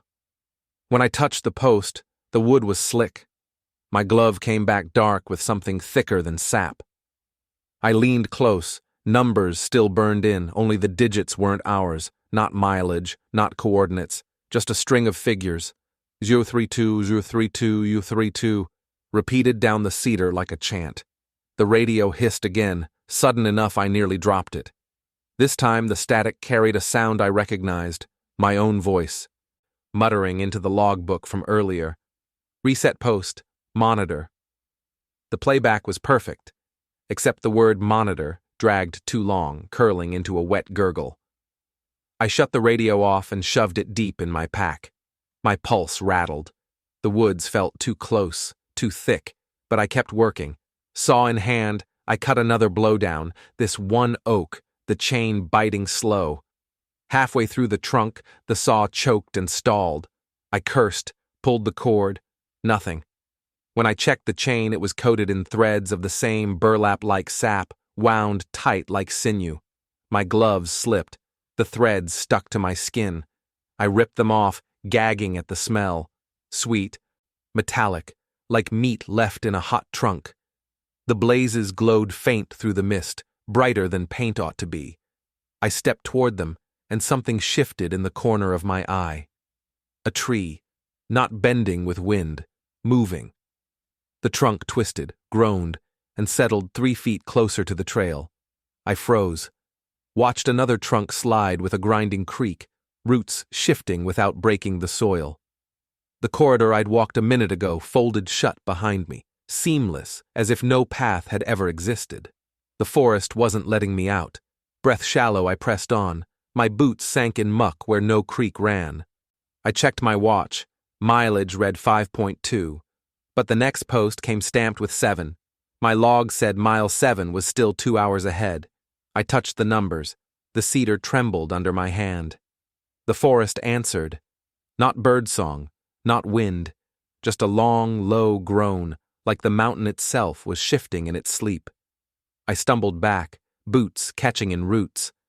My saw banged against my leg, heavy and useless. The blazes brightened again, pulling me deeper, farther, into places no trail ever cut. And then I heard it. Breathing. Not mine, not animal. Slow and heavy, like lungs the size of the ridge exhaling through the trees. Each inhale made the leaves tremble, each exhale pressed damp against my face. The sound came from everywhere, but the posts leaned toward it, as if pointing the way. I wanted to turn. I wanted to fight. But my legs carried me forward like the blazes had already written my route. When I checked the next post, the number burned into the cedar wasn't a distance at all. It was a date, and it matched tomorrow. The date burned into that post, tomorrow's date, sat in my stomach like a swallowed rock. My first thought was vandalism, some sick joke. But the numbers were sunk deep into the cedar, charred black, neat as any official burn. I touched them again, just to prove they were real. The wood pulsed warm under my glove. I staggered back, eyes scanning for the next blaze. There it was, bright blue, 20 paces ahead. My logbook said the trail shouldn't exist past here, yet the forest had drawn a corridor just for me. The breathing sound swelled, thick as wind but too steady. Every leaf shivered with the inhale. Every exhale pressed damp heat against my neck. The woods were alive, aware, and they wanted me to keep moving. I ran my hand over my saw for comfort, but it was useless, clogged with those sticky threads, bar locked.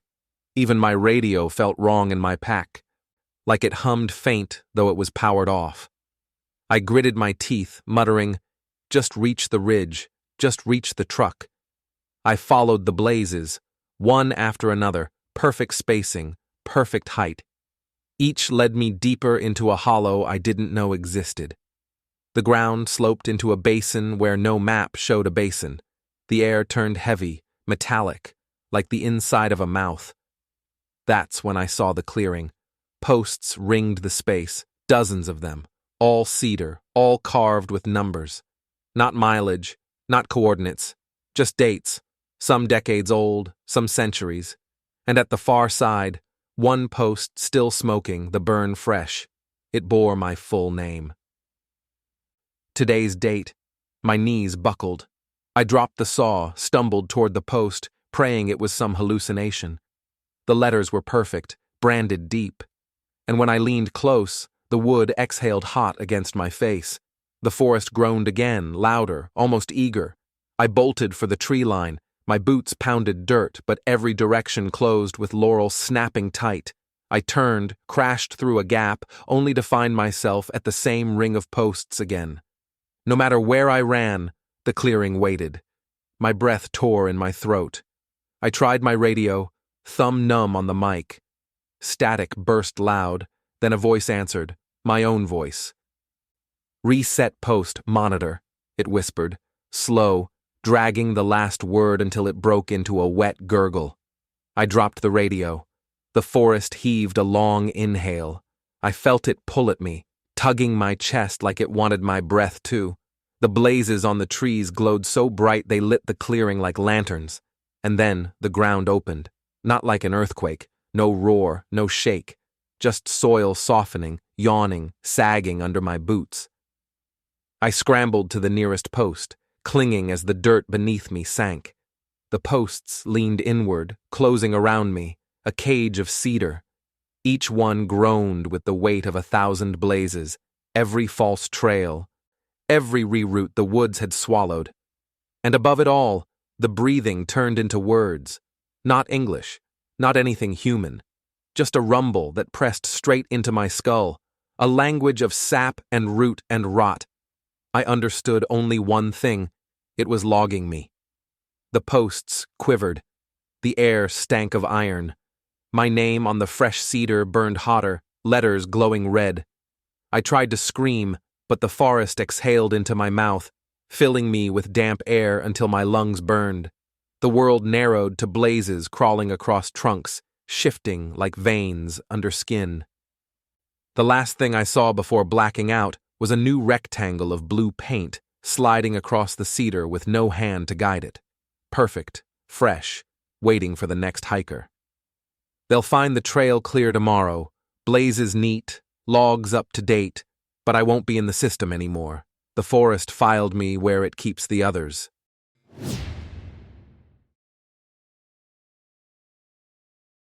I didn't ask for the hollow.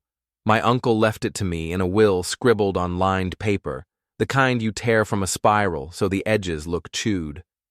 You take the lease and keep the gate shut, he'd written, like he was passing down a lawnmower. I figured a few acres of ridge and creek might make good hunting, maybe a place to set a trail cam and drink coffee alone. Folks around here trade land the way other people trade hand-me-down coats. It's just something you wear a while. The gate sits off a gravel spur nobody plows, chained to 2 leaning posts and painted that flaking Forest Service green you can't buy at a real store. The first time I unlocked it, the chain was warm in my hands, though the air had a bite. My boots crunched over oak leaves the color of rust. A coyote yipped up the slope, one of those thin, laughing yips you'd hear behind a gas station at midnight. I looked up slope, expecting to catch its silhouette trotting ridgeback. Nothing. No shape against the sky, just the sound, bright and close, with nothing to throw a shadow. Great, I said out loud. Weird coyotes. I drove the 2-track slowly, letting the truck moss through tire ruts, hood nudging branches that hadn't been cut in years.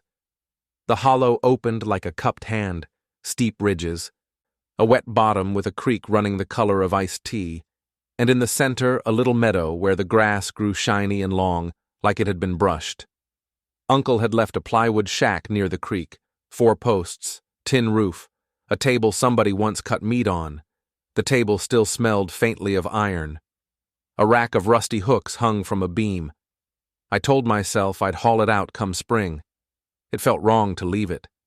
I set a trail cam on a poplar at the meadow edge, one of those cheap ones with a cracked screen that eats batteries for breakfast. I faced it toward a game trail worn soft through the grass, set the time, watched the red light wink. The air in the meadow tasted different, not sweet, not rotten, like the first sip of a penny in your mouth. Coyotes called again, farther up the ridge, then lower, as if two different hills had mouths. I watched for movement. Leaves shuffled, twigs ticked. No bodies. I don't spook easy, but I grew up with dogs and I've hunted long enough to know what a moving animal does to the world. It pulls sound, throws shadow, bends brush. The calls here slipped over everything without touching it. Back at the shack, I found the notebook my uncle kept. Grease-stained pages, dates, weather, what he'd seen. The entries were short, almost shy. Oct 3. Coyotes sang, no tracks. Oct 14. Bone pile tidy. Oct 28. Don't whistle back. I flipped farther. Same 3 notes, over and over. Coyotes. Bone pile. Don't whistle back. I didn't want to know what bone pile tidy meant, but I went looking anyway, because I'm the sort of idiot who needs to see a thing to believe it. The meadow trail led to a stand of river birch, their papery bark curling like old paint. Behind them, the ground dropped into a shallow bowl. At the bottom, bones. Deer mostly, some small stuff. Raccoon, possum, something that looked too clean to be natural. Every skull faced the same way. Every ribcage arced just so. It wasn't random. Somebody arranged them, or something did, careful as setting a table. The coyotes yipped again. Closer. I spun, scoped the ridge line with binoculars. The sun had swung low, throwing long bars of light. Limbs, trunks, grass blades, all cast shadows that stretched like sleeping dogs. Except for the coyotes, I couldn't see. Their calls skated across the meadow and left the light unbroken. The hairs on my arms went up. I took a step back, heel crunching a vertebra. It rolled like a bead under my boot. I told myself it was a trick of angle and fog and my own nerves. I told myself I'd come back at dawn when the air is honest. I set a second trail cam on the birches anyway, a little higher, angled toward the bowl. As I tightened the strap, I realized the buckle had fresh scratches, like someone with tiny teeth had worried at it. Dusk folded down all at once, a quick Appalachian curtain. The first whippoorwill called. The coyotes answered, thrilled to be awake. The meadow stayed clean of shadows, humming like a fridge. I locked the gate behind me. The chain was cool this time. That night I checked the trail cam from my kitchen table, and every photo was empty, except for one where my own back filled the frame, standing in the bone bowl with a second shadow next to me that wasn't mine. The next morning I checked the trail cam card. Most frames were empty meadow and fog, but one shot made my jaw clench. It showed me, standing at the edge of the bone bowl, binoculars raised. Only I never walked into the bowl. I'd stayed up on the lip. Worse, beside me stood another figure. Same height, same build, same hat. No face, just shadow where my own should have been. I deleted the photo. Told myself the cam glitched, double exposed. Still, I couldn't stop staring at the red scratches on the buckle, the tiny teeth marks that hadn't been there the day before. That evening, I drove back. Call it stubbornness, call it stupidity. I needed to prove it was just bones and coyotes. The gate chain was warm again. The hollow looked normal, if normal means too quiet. No crows, no squirrels, no woodpeckers hammering like they always do at dusk. At the shack, I found fresh writing in my uncle's notebook. A line under the last entry, written in his crabbed hand. Feb 22. Bone pile tidy. Except my uncle had been dead since last year. The hairs on my neck bristled. My thumb left a smudge on the page as I flipped back. The same phrase cropped up a dozen times. Always paired with dates that lined up with weeks apart. like a ritual, like a log not of animals, but of something keeping house. I hiked fast toward the birches. The air grew thick, metallic again. At the bowl, I froze. The bones had been rearranged. Yesterday they'd been scattered, ribs arched, skulls facing one way. Today they were stacked, vertebrae lined in rows, antlers nested like branches, skulls placed eye to eye. Neater, organized, tidy. Coyotes yipped overhead. Not one, not a pack, just one voice, splitting into two, then three, overlapping like echoes that didn't belong. My flashlight beam cut the ridgeline. Nothing there. No shadows, no movement, just sound. I backed away, boots crunching, a skull tipped, rolled, landed at my feet. A deer skull, antlers snapped, but its sockets didn't look empty. Something gleamed inside, wet and black, like eyes that hadn't rotted. My breath caught. I swung the light toward the meadow and froze. Dozens of eyes. Not shining like animal eyes in a beam, not glowing, just wet, black, lidless eyes peering from the grass, the tree line, the shack, each fixed on me, unblinking. Coyotes screamed again, higher, sharper, a pitch I felt in my teeth. I bolted. Branches whipped my arms raw, my breath came ragged. The path twisted longer than it had before, pulling me deeper into the hollow, when it should have spat me out at the gate. The coyotes followed, their calls always just ahead, then behind, then beside, like they were running without paws touching dirt. At last, I burst into the meadow. My truck waited at the far end. Relief surged, until I saw the tires. Everyone shredded to ribbons, sidewalls hanging like peeled fruit. I staggered back, staring at the carcass of my ride. The coyotes quieted all at once. Silence pressed in, heavy. Then a single yip broke it, sharp and close. I turned. A coyote stood 10 feet away. Mangy coat, ribs showing, tongue lolling. But where its shadow should have lain across the grass, there was nothing. Just clean, blank meadow. It grinned wider. Another shape stepped out beside it. Another. Each one wrong in the same way. No shadows, no weight in the world, just teeth and breath and eyes like polished coal. And they didn't circle. They didn't chase. They just waited, hemming me between them and the shack. That's when I understood what my uncle had meant in his notes. The bone pile wasn't a dump. It was an offering. The coyotes yipped as one, and in the dark of the shack something yipped back, using my uncle's voice. The sound froze me. My uncle's voice, raspy, weary, mimicked back the coyote's yip from inside the shack.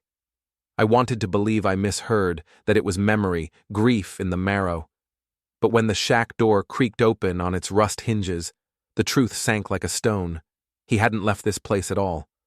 The coyotes didn't move. They didn't need to. Their black eyes gleamed, unblinking, waiting for me to understand. "Uncle?" My voice cracked. The shack's darkness breathed. A shape shifted inside. Not human, not animal, just a bend of ribs and sinew draped in shadow, with a mouth stretched too wide. The voice came again, low and scraping. "Bone pile tidy." My legs went weak. I stumbled back toward the truck, even knowing the tires were ruined. The coyotes padded closer, silent on the grass. I lifted a rock, brandished it like a fool. "Stay back." They stopped, not in fear, in patience, as if they were letting me have my moment before the inevitable. The shack shape stepped into moonlight, and my stomach dropped. It wasn't my uncle, not anymore. His flannel clung to bones that bent the wrong way, hollowed out by something that had worn him thin like clothes.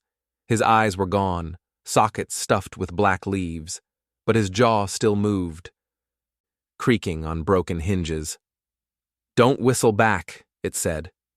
The coyotes all yipped together, sharp enough to cut the air. My head rang, my knees hit dirt. I don't remember crawling. I just remember the bone bowl looming, the neat stacks gleaming white. Coyotes flanked me as I staggered down into it. My uncle's shape followed, each step a dry creak, his grin stretched until it split the skin of his cheeks. The air in the hollow thickened, pressing hot against my ribs. Coyotes circled, silent now, watching. My uncle's voice rasped again. Bone pile tidy. Hands, I swear they were hands, not paws, brushed my shoulders, guiding me down. I tripped over ribs, collapsed beside the vertebrae. The skulls all faced me now, black sockets wide as mouths. I don't know how long I lay there. Minutes, hours. The world narrowed to breathing not my own. Then, with a jolt, I was standing again. Not by choice. My legs moved, stiff, unnatural. My arms lifted bones, stacked them neat, set skulls in rows. The coyotes yipped, approving, and my uncle's husk clapped me on the back like he used to when I fixed fence posts as a kid. The last thing I remember before the world snapped back was my own voice joining his. Bone pile tidy. I woke at dawn, slumped against my truck, tires shredded. Chains still locked across the gate. My uncle's notebook lay on the hood, a fresh entry scrawled in his hand. March 2. Nephew keeps the hollow now. Coyotes pleased. I left. Drove on rims until I hit pavement. Swore I'd never go back. But every night since, I've heard the yips outside my window. No shadows on the lawn, just laughter in the dark, calling me down. The worst part? I've started keeping my own notes. Not because I want to, because I can't stop. The pen moves on its own sometimes. The last line I wrote reads, "Bone pile tidy." And tomorrow, I know I'll add another. My uncle kept the hollow and it kept him. Now it's my turn. And one day, it'll be yours.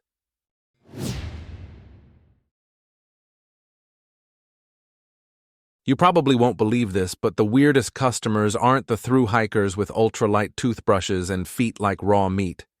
It's the ones who never seem to leave. My wife and I run a shoestring hostel a mile off the Appalachian Trail, the kind of place with mismatched mugs, a plastic bin full of Epsom salt, and a sign that says, "Shower first, stories second." We keep a 2-page ritual. Sign the logbook when you arrive, sign it again when you head out. It's not just for memories. Trail families check who's ahead, who's behind, who's maybe in trouble. The first time it happened was in May, a warm spell between cold snaps. I'd just finished bleaching the bunk room and boiling spaghetti that tasted like the pot. A trio wandered in, trail names Jelly, Dingo, and Raincheck. They were sunburnt and buzzing, the way hikers get when the day went right. They signed the log. Jelly 515 Nobo, Dingo 515 Nobo, Raincheck 515 Nobo. We fed them, did laundry, swapped jokes. Next morning they paid, shouldered packs, posed for a thumbs up, and headed out toward the switchbacks with that stiff, hopeful gait. A week later, I flipped the logbook to a fresh page and saw their names again. Same handwriting, same dates, same smiley face Jelly drew next to hers. But the entry was under arrivals. Today. I checked the driveway like an idiot, expecting to see them. No one. The bunks were empty. The coffee pot hissed to itself in a kitchen with no cups missing. I told my wife, and she shrugged, practical as a tent stake. Maybe they swung back southbound, maybe someone's playing a joke. I wanted to believe it. But the next day, 2 more repeats showed up on paper. Cedar and Moon Pie, a couple from Tennessee who'd stayed in March. Their chalk marks were still on the gear wall, weights and miles, but now their names reappeared like they'd just arrived, neat and fresh and wrong. I started checking the timestamp camera we keep on the porch. That old thing has a roll date you can't fake. Nobody had come up the drive. Still, every evening, fresh ink appeared in the book, ink I recognized from hands I'd watched grip pens with blistered fingers. I ran my own finger across one line, and the ink smudged like it had been written 5 minutes ago. Other things were small at first. Socks stopped drying. We string them on a rope over the wood stove, and normally they crisp to cardboard in an hour. Now they stayed damp, sour, like they'd been dipped in creek water between stove heat and palm squeeze. The bunkroom window wouldn't clear. The fog lingered on the glass in the shape of handprints that didn't match any of ours. Our dog, a soft-eyed mutt named Penny, took to sleeping under the pool table instead of in the doorway like she used to, ears pricked toward the hall where no footsteps sounded. I told myself we were just tired. May on the AT is busy. You learn to drink coffee like medicine and count quarters for the laundry with your eyes closed. But then I started seeing them. Not faces, not full-on people. Just the movement you register without seeing. Someone ducking through the kitchen arch. A pack strap dragging along tile. Knee shadows climbing the bunk ladder. Sometimes I'd hear the front door's little bell jingle and go out to the porch to find the screen still moving and nothing but dust motes in the sunlight. My wife insisted we stick to routine. Routine is what keeps a hostel like ours from falling apart. So I wiped counters, swapped sheets, checked the community meds bin for ibuprofen levels and moleskin squares, wrote pasta night on the chalkboard. But at night, when we closed up, the logbook would be open even if I remembered shutting it. Pages would lift in a draft that didn't exist. I'd straighten them. Next morning, another set of old names would be waiting, ink still drying. I called a buddy who runs a hostel down trail. He laughed. "You've got ghosts, man. The good kind. They tip in stories." I laughed too because what else do you do? Then I flipped to a random entry to prove myself silly. It was my handwriting. A date I hadn't lived yet. A note that read, "Closed for a while. Had to hike out." The bell on the door jingled behind me. Penny let out a low whine from under the pool table. When I turned, the door was still latched, but the mat had a fresh pair of muddy prints on it, pointed inward, like someone had come home without opening anything at all. I didn't tell the guests about the logbook. Didn't tell my wife either, not right away. You don't spook tired hikers who just want lasagna and a shower. You keep things steady, routine. So I smiled, made coffee, and ignored the way Penny whined at the bunkroom door like someone was standing on the other side. But the names kept coming. June 3rd. Dingo, Jelly, rain check. Again, exact handwriting, exact date. June 4th. Moon pie and cedar. Again. June 5th. Driftwood, pine cone, bubbles. I remembered each one clearly. I'd cooked for them, folded their towels, swapped trail gossip. I even had selfies on my phone, laughing with them on the porch. But they were gone, miles ahead. Yet here they were on paper, written fresh in ink that smeared when I touched it. I tried catching it in the act. I set the logbook on the desk, snapped a photo with my phone, closed up, locked the office. Next morning, the book was open. New names, neat and wet. My photo's timestamp showed 2:14 a.m., the exact moment a page turned by itself, though no one was in the frame. I told my wife that night.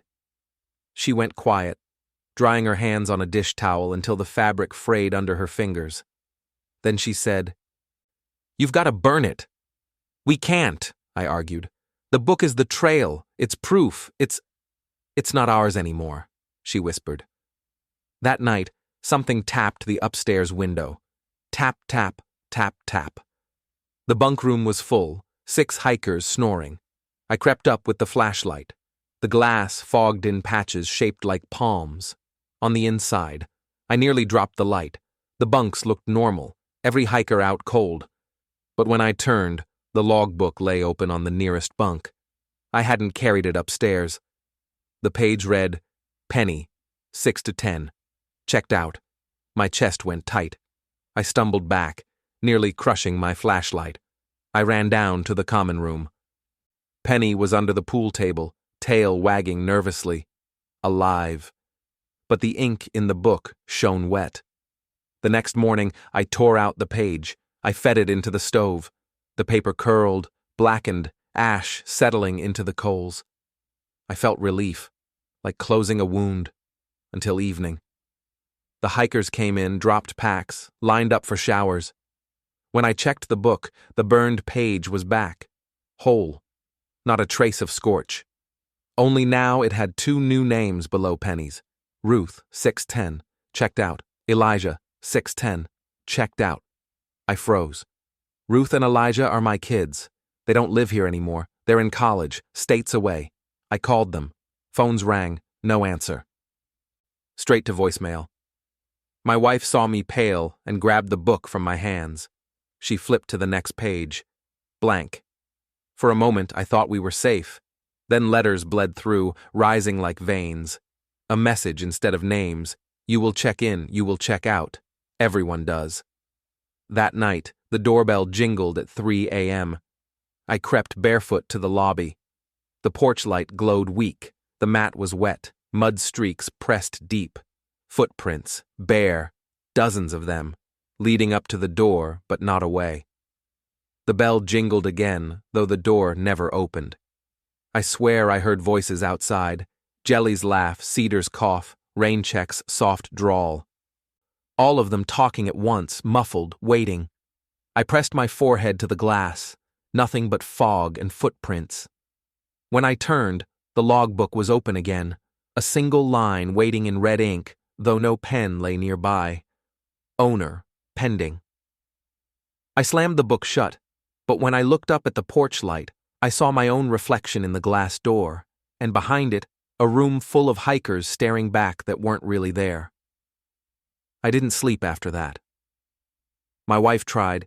She pulled the quilt up, turned her back, whispered a prayer, but I sat in the kitchen with the logbook shut under my palms, like it might crawl away if I didn't hold it down. Every creak of the building felt like a step, every gust through the eaves like someone breathing over my shoulder. At dawn, hikers filtered down for coffee, chatting about resupply points, sore calves, weather moving in from the west. Normal. I forced a smile and poured cups, but the logbook was open on the counter when I turned around, though I'd locked it in the desk.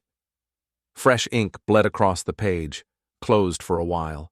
Had to hike out. Same line I'd seen before, in my own handwriting. That afternoon, I called the Down Trail hostel again. I asked if he'd ever seen anything like this. Repeat names, check-ins after people had gone. He went quiet. Then he asked, real slow, "Do they ever show up in your photos?" I told him about the trail cam picture, about the bunk room page. Silence again, just a click of his lighter through the receiver. "Best not talk about it," he said finally. Then he hung up. That night, Penny wouldn't come inside. She stood at the edge of the porch, growling at the fog. I coaxed, begged, bribed with scraps. Nothing. She stayed low, tail tucked, eyes fixed on the ridge like she could see something moving in it. I left the porch light on for her. The bell jingled again around midnight. I didn't go to the door this time. I just sat with my back against the wall, staring at the book. The pages turned on their own, fluttering like a slow deck of cards, until they stopped halfway through. There, written in cramped script, was another entry in the arrivals column. Ellison, pending. My wife saw it too. She whispered, "That's us." The porch light flickered. The voices came again. Hikers I remembered. Hikers we'd fed. Hikers we'd waved goodbye to weeks and months ago. All of them laughing, coughing, murmuring trail stories just outside, their shadows pressed against the curtains even though the glass was dark. "Maybe it's a kindness," my wife whispered. "Maybe it keeps them here, safe." Safe. I thought of the socks that never dried, the footprints that didn't match, the page that burned and came back whole. Safe wasn't the word. The air grew heavy, sour with sweat and wood smoke. The bell jingled once more. This time the door latch clicked. I ran forward, slammed it shut, threw the bolt.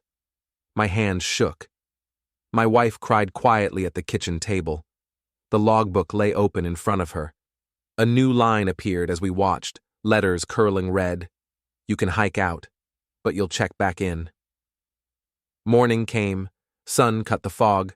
Penny was gone. No prints in the dew, no sound in the trees. Just gone.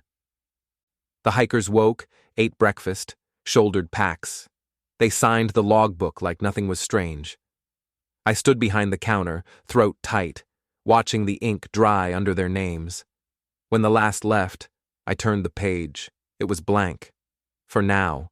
I don't know if the book is haunted, or if my wife and I are just losing ourselves to routine, counting ghosts with the living. All I know is the names will return. They always do. And when mine shows up in ink again, when it says Ellison, checked out, I don't know if that means I'm dead, or if I've simply joined the ones who never left. Maybe we're caretakers.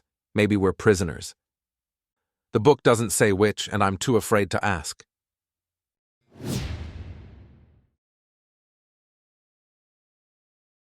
I took the grad assistant job because I thought field work meant fresh air, hiking boots, and nights under stars.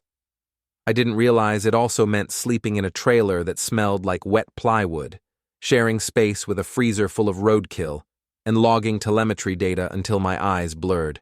But that's wildlife biology for you. Someone has to collar the deer, track them through the Appalachian hollows, and type up the numbers professors never read. It was late October, leaf fall season, when the nights go sharp and the ground crunches under every step. Our study site was a fenced-in basin with ridges on 3 sides and a narrow creek threading through. The job that night was routine. Tranquilize a doe, fit a GPS collar, release, and log the code. I'd done it enough times to know the steps by heart. I spotted her near dusk. She was lean, ribs showing from the rut, ears twitching at every sound. I loaded the dart gun, breathed steady, and fired. The thwip cracked through the trees, and she stumbled, swayed, and folded into the leaves. I jogged over, checking vitals, pulse rapid but strong, standard dose.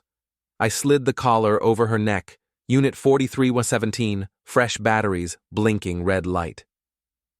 I logged the time, 18:47. She'd wake in 15 minutes, stagger off, and the collar would start pinging satellites. Easy work. By the time I hiked back to the trailer, night had dropped like a curtain. Coyotes yipped on the ridge, their voices bouncing until you couldn't tell how many there were. I keyed into the lab, tossed my gloves in the bin, and went to check the freezer before crashing. The smell hit me first. Not rot. Everything in there was bagged tight, but iron and cold, the smell of blood gone metallic. I lifted the lid, expecting the usual jumble, raccoons, fawns, the odd hawk, but right on top lay a deer, a doe, lean. Ribs showing, ears cocked just like the one I'd collared an hour ago. For a second my brain refused it. Could have been another, could have been coincidence. But when I brushed frost from the ear tag, my stomach flipped. The yellow plastic read 43117, the same number, the same collar I'd just locked around a living neck. I stumbled back, hand over my mouth. The collar's red light blinked once, then died. I slammed the lid and staggered outside, breath fogging hard. My hands shook so bad I dropped the logbook. Rational explanations tumbled through my head. Data entry error, duplicate tag, some prank by the PhD who hated me. But none of that explained what I'd seen. I pulled out the telemetry unit, powered it up. The screen glowed green, cheerful as always. Unit 4317, active. Location 37. N 82. W. The signal pulsed steady from the ridge above the creek. I laughed then, a brittle cracking sound. The collar was pinging from the woods, but the same collar sat on a doe in the freezer. Both things true at once. The coyotes yipped again. Closer. I raised the antenna, sweeping for signal. The receiver beeped louder, faster, locking direction. Toward the creek. My boots crunched frost as I walked back down. Every hair on my neck bristled. The night felt crowded. Trees pressed too close. The beeps quickened, pulling me onward until I saw movement in the dark. A pair of eyes glowed back, wide and fixed. The shape stepped into view. A doe, lean, ribs showing, collar blinking. 4317. Alive, breathing, watching me. My chest squeezed. I spun and ran, telemetry unit clattering at my side, until I slammed the trailer door behind me. The freezer hummed steady in the corner. I yanked the lid open. The same doe stared up through the frost. When the collar blinked in the freezer and on the ridge at the same time, I realized it wasn't the deer I was tracking anymore. It was me. I didn't sleep that night. Every time I shut my eyes, I saw frost overlaid with ribs rising and falling. At 3 a.m., I gave up, fired up the telemetry unit, and swept the antenna from inside the trailer. The receiver chirped right away. Unit 4317, strong and steady, pinging from the ridge. I forced myself to lift the freezer lid. The doe was still there, collar in place, blinking faint red under a sheen of frost. My stomach lurched. 2 signals. Same collar, same deer. At dawn, I hiked to the ridge. The air was sharp, every breath scraping my throat raw. My boots slid on leaves, slick with dew. The beeps grew louder until they became a frantic scream in my earphones. I froze when I saw her. She stood in the clearing, steam rising off her back in the cold. The collar blinked bright, each pulse echoing in the receiver. She lifted her head, ears swiveling toward me. Then she bolted into the brush. I chased like an idiot, crashing through laurel. The beeps spiked, then cut off altogether. Dead air. I staggered into another clearing. No deer, no collar ping, just a half-buried vertebrae pile in the leaves. Not deer, not anything I could name. Vertebrae stretched too long, like someone had carved bone from candle wax and left them to harden crooked. My skin crawled. I turned back toward camp, trying to convince myself exhaustion was playing tricks. When I got back, the freezer lid was open. Frost rimmed the edges. Inside was empty. No deer, no collar, nothing. I swore out loud, a cracked sound in the morning air. Then the telemetry unit chirped again. 4317. Signal reacquired, this time from the shack we used as a feed shed. I should have walked away, packed the truck, and driven until the mountains flattened out behind me. But I grabbed the antenna and opened the shed door. The smell hit me first. Not blood, not rot, something worse. Sweet, metallic, hot. The receiver screamed. The collar lay on the dirt floor, still blinking.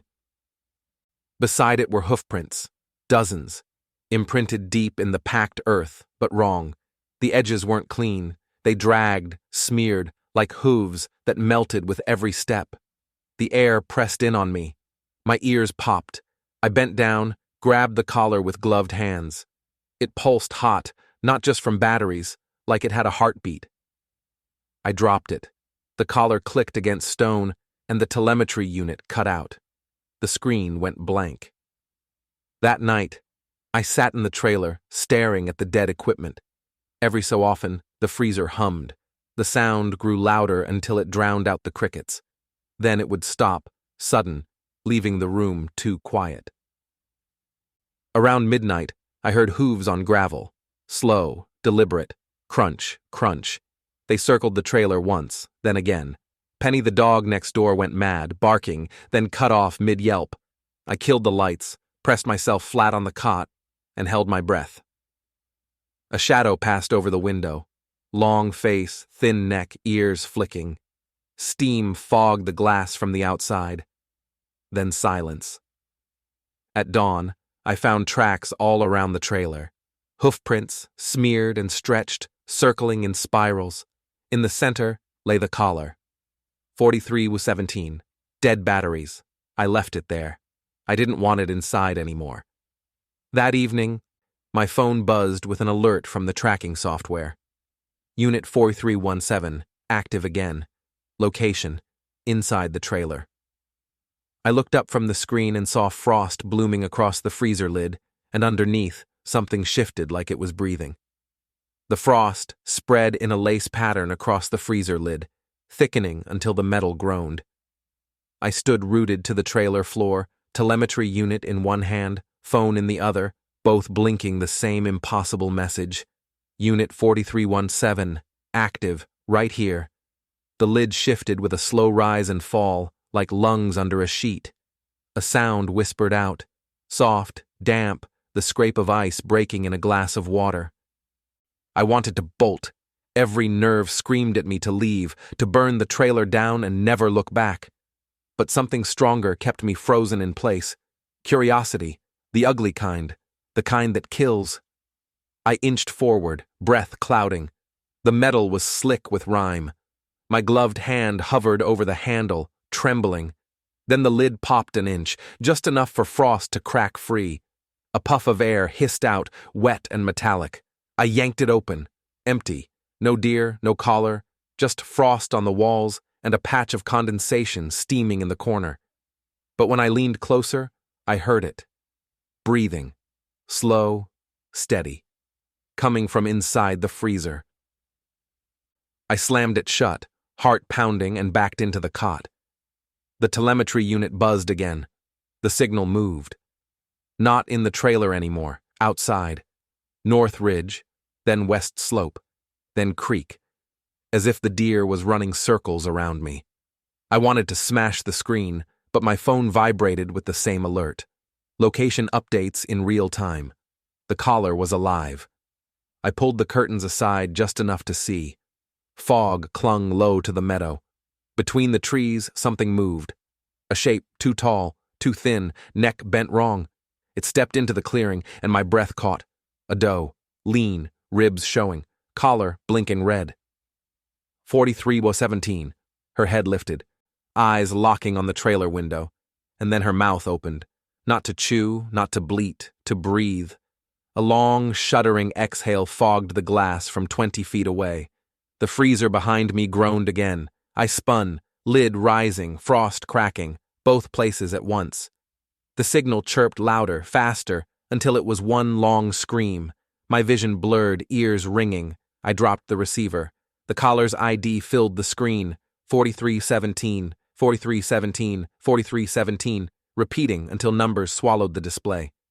I staggered outside, boots crunching frost, flashlight beam jerking wild. The clearing stretched wide and empty. No doe, no movement, just silence thick as cloth. Then a sound cut through it. Not coyotes, not deer. My own voice, tinny, played back from the trees. Tag 4317, 1847, unit active. I fell to my knees, bile burning my throat. The fog closed in, pressing cold against my skin, heavy as water. My own voice echoed again, warped, layered, like a recording dragged through mud. I ran, through laurel, through creek mud, back to the truck. I drove blind down the rutted road, headlights spearing mist that didn't break. Didn't matter. I couldn't stay. That was 3 weeks ago. I quit the project, packed up, moved out. I don't answer calls from the department anymore, but the signals keep coming.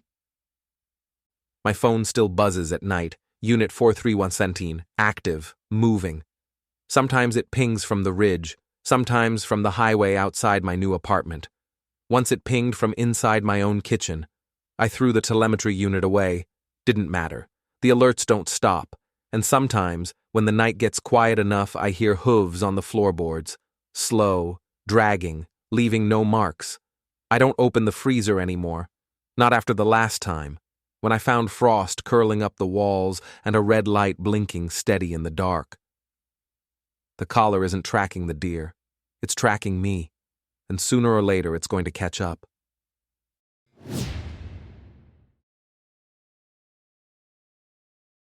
I've been a land surveyor for 15 years. People think it's boring work, tripods, orange vests, squinting through scopes, but you learn quick that these mountains don't sit still. Boundaries warp with floods, rocks slide, and old deeds scribbled in pencil don't match a damn thing on the ground.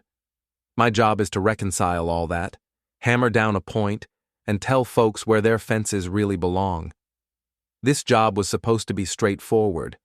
A timber company hired me to reestablish a property line along the ridge. I hiked in with my gear, cut through laurel so thick it shredded my sleeves, and set the tripod on what the plat showed as the corner point. The creek gurgled below, sky slate gray, air smelling like rain and iron. First shot looked good. Bearings matched the deed. I flagged the line, pounded stakes, moved on. But when I cut through the next hollow, I saw something that stopped me cold. A cabin. Shouldn't have been there. No structure showed on the plats, no notation in the tax records. It sat in the notch like it had grown from the ridge, logs gone silver, roof sagged, door hanging open. The chimney leaned like a snapped neck. I walked around, scoping it out. The flagged line I'd just run, bright orange tape on steel stakes, cut straight through the middle of the cabin. Dead center, splitting the doorway like a knife. I cursed under my breath. Had to be a mistake. I checked bearings again, shot angles twice. Same result. The line bisected the cabin clean as a surveyor's dream. I stepped inside. Dust motes swirled in the dim light. The floor was bare except for a table shoved against the wall and a few bones scattered near the hearth. Deer, I hoped. The air smelled faintly of rot and wood smoke long gone. The strangest thing? My stake was already in there. Same orange tape, same steel pin, driven dead center through the floorboards, but I had just cut this line. I'd hammered the stake in the ridge soil 100 yards upslope. Now it was here too. I bent down, touched the tape. Warm, like it had been in sunlight. The radio on my belt hissed. A burst of static sharp enough to make me flinch. I raised it, thumbed the mic. Bass? Copy? Nothing. Just static that faded into something like breathing. I backed out fast, heart thudding. The woods outside looked the same, but the flagged line seemed to have shifted. The stakes no longer climbed clean up the ridge. They bent, meandering like a creek, every angle precise but wrong. I followed the line back up slope, trying to retrace my shots. Halfway there, the laurel closed in thick as a wall. When I broke through, sweat stinging my eyes, I froze. The cabin again.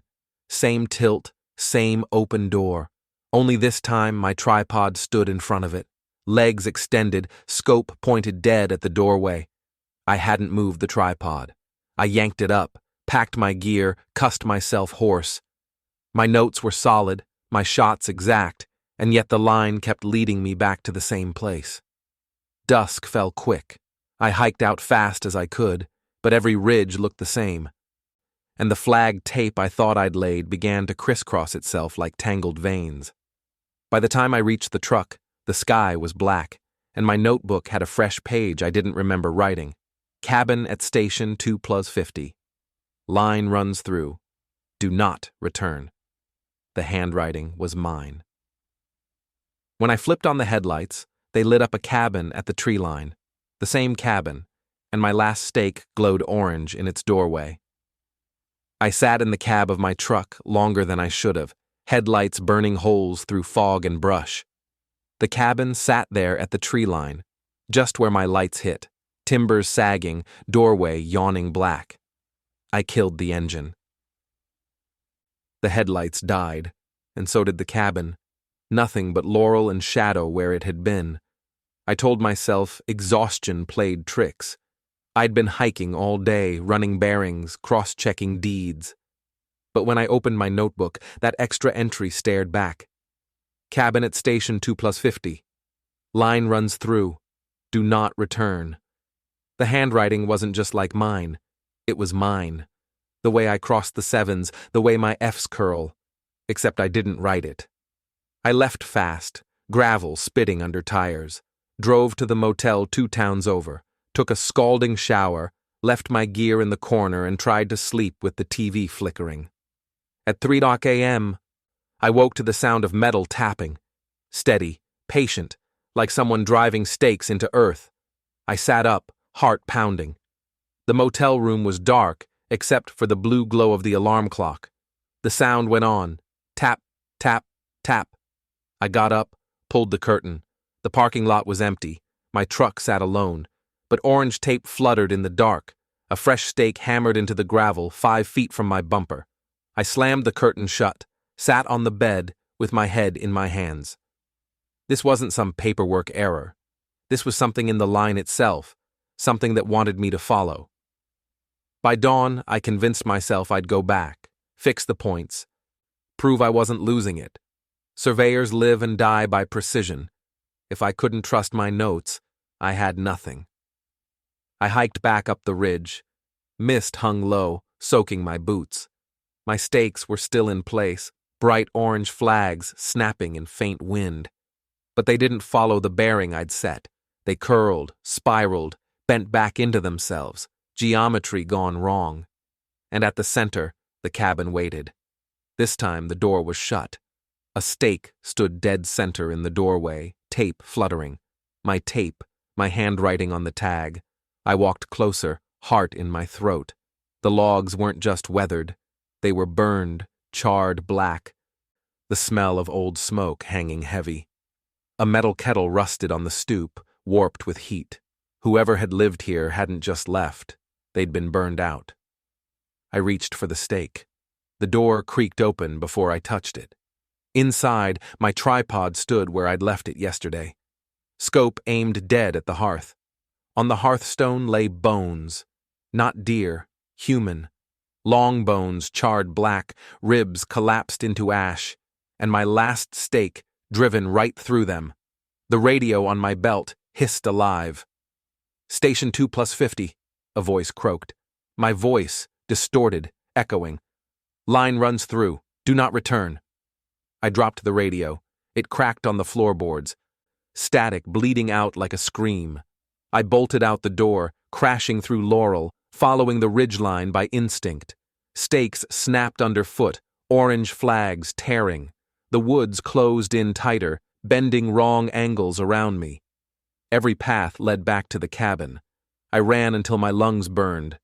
Broke into a clearing. My truck sat there, impossible, headlights on, door open. I stumbled forward, collapsed against the bumper. The stake from the motel lot was planted in the dirt beside the wheel. The tag read, Station 2+75. Next shot inside. When I opened my notebook again, the next page was already filled. Bearings I hadn't shot yet. All leading back to the cabin's doorway. The notebook page stared back at me. Bearings inked in my own hand, clean and sharp, but I hadn't written them. Each azimuth pointed to the same destination. The cabin. No matter where the shots began, the lines converged on that black doorway like spokes on a wheel. I sat in my truck, head swimming. I could have driven away. Abandoned the job, told the timber company to hire someone else. But surveyors are trained into stubbornness. We resolve lines. We don't leave them hanging crooked. I grabbed my tripod, scope, hammer, and stakes. If the woods wanted a line, I'd give it one. The hike back blurred, mist twisting through the trees like smoke. Each flagged stake I passed leaned toward the hollow orange tape pulling me onward. By the time I reached the cabin, my notebook burned hot in my hand. The door stood wide now. Inside, the bones had been swept aside. My tripod waited by the hearth, scope aimed at nothing. I set a fresh stake in the doorway, drove it hard, steel ringing, tape snapping bright. My notebook's next line filled itself as I hammered. Station 2+75. Line runs through hearth. The ground shuddered. Dust rained from the rafters. The air tasted like charred wood and old blood.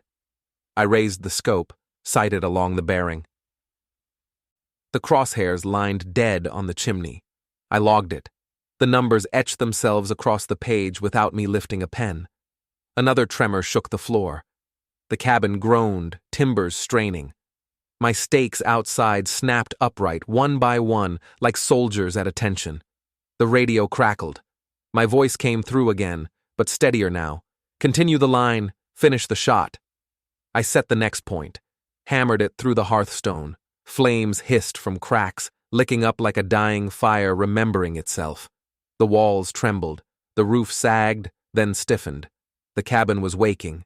The stakes outside glowed. Orange tape burning bright in the gloom, each one connected, invisible lines stringing the ridge like wire. I knew then what the cabin wanted. It wasn't just some phantom house shifting with property lines. It was a wound. The line wasn't cutting through it. The line belonged to it, and it needed me to finish stitching. I drove the final stake into the threshold. My notebook slammed shut in my hand. The cabin exhaled, hot, fetid air blasting dust into my eyes. The timbers straightened, the chimney groaned upright. The burned logs smoothed, black peeling into pale brown. The cabin rebuilt itself around me. For one awful second, I thought it would trap me inside, another surveyor lost to the woods. But when I opened the door, the forest was still there, the ridge, the laurel, the stakes lining a perfect, straight corridor away from the site. Behind me, the cabin stood whole again. Roof patched, door squared, chimney straight as if no fire had touched it. My line ran clean through, stakes bright, bearing true. The radio hissed. My voice calm, boundary complete. I packed my gear and walked out along the straightest line I'd ever cut. The woods didn't fight me. No loops, no tricks. Just corridor after corridor leading me home. When I reached my truck, the notebook lay on the hood. One last line had written itself. Job finished. Client satisfied. I don't know what client it meant. Timber company, cabin, or something older. But the boundary holds. For now. The cabin stands again, whole and waiting, but at least the line is fixed, and in these mountains, sometimes survival counts as victory. That's all for this episode, but the nightmares don't end here. Subscribe for daily horror stories, leave a like if you want more, and let me know in the comments where in the world you're watching from. I'll see you in the next episode. Thank you.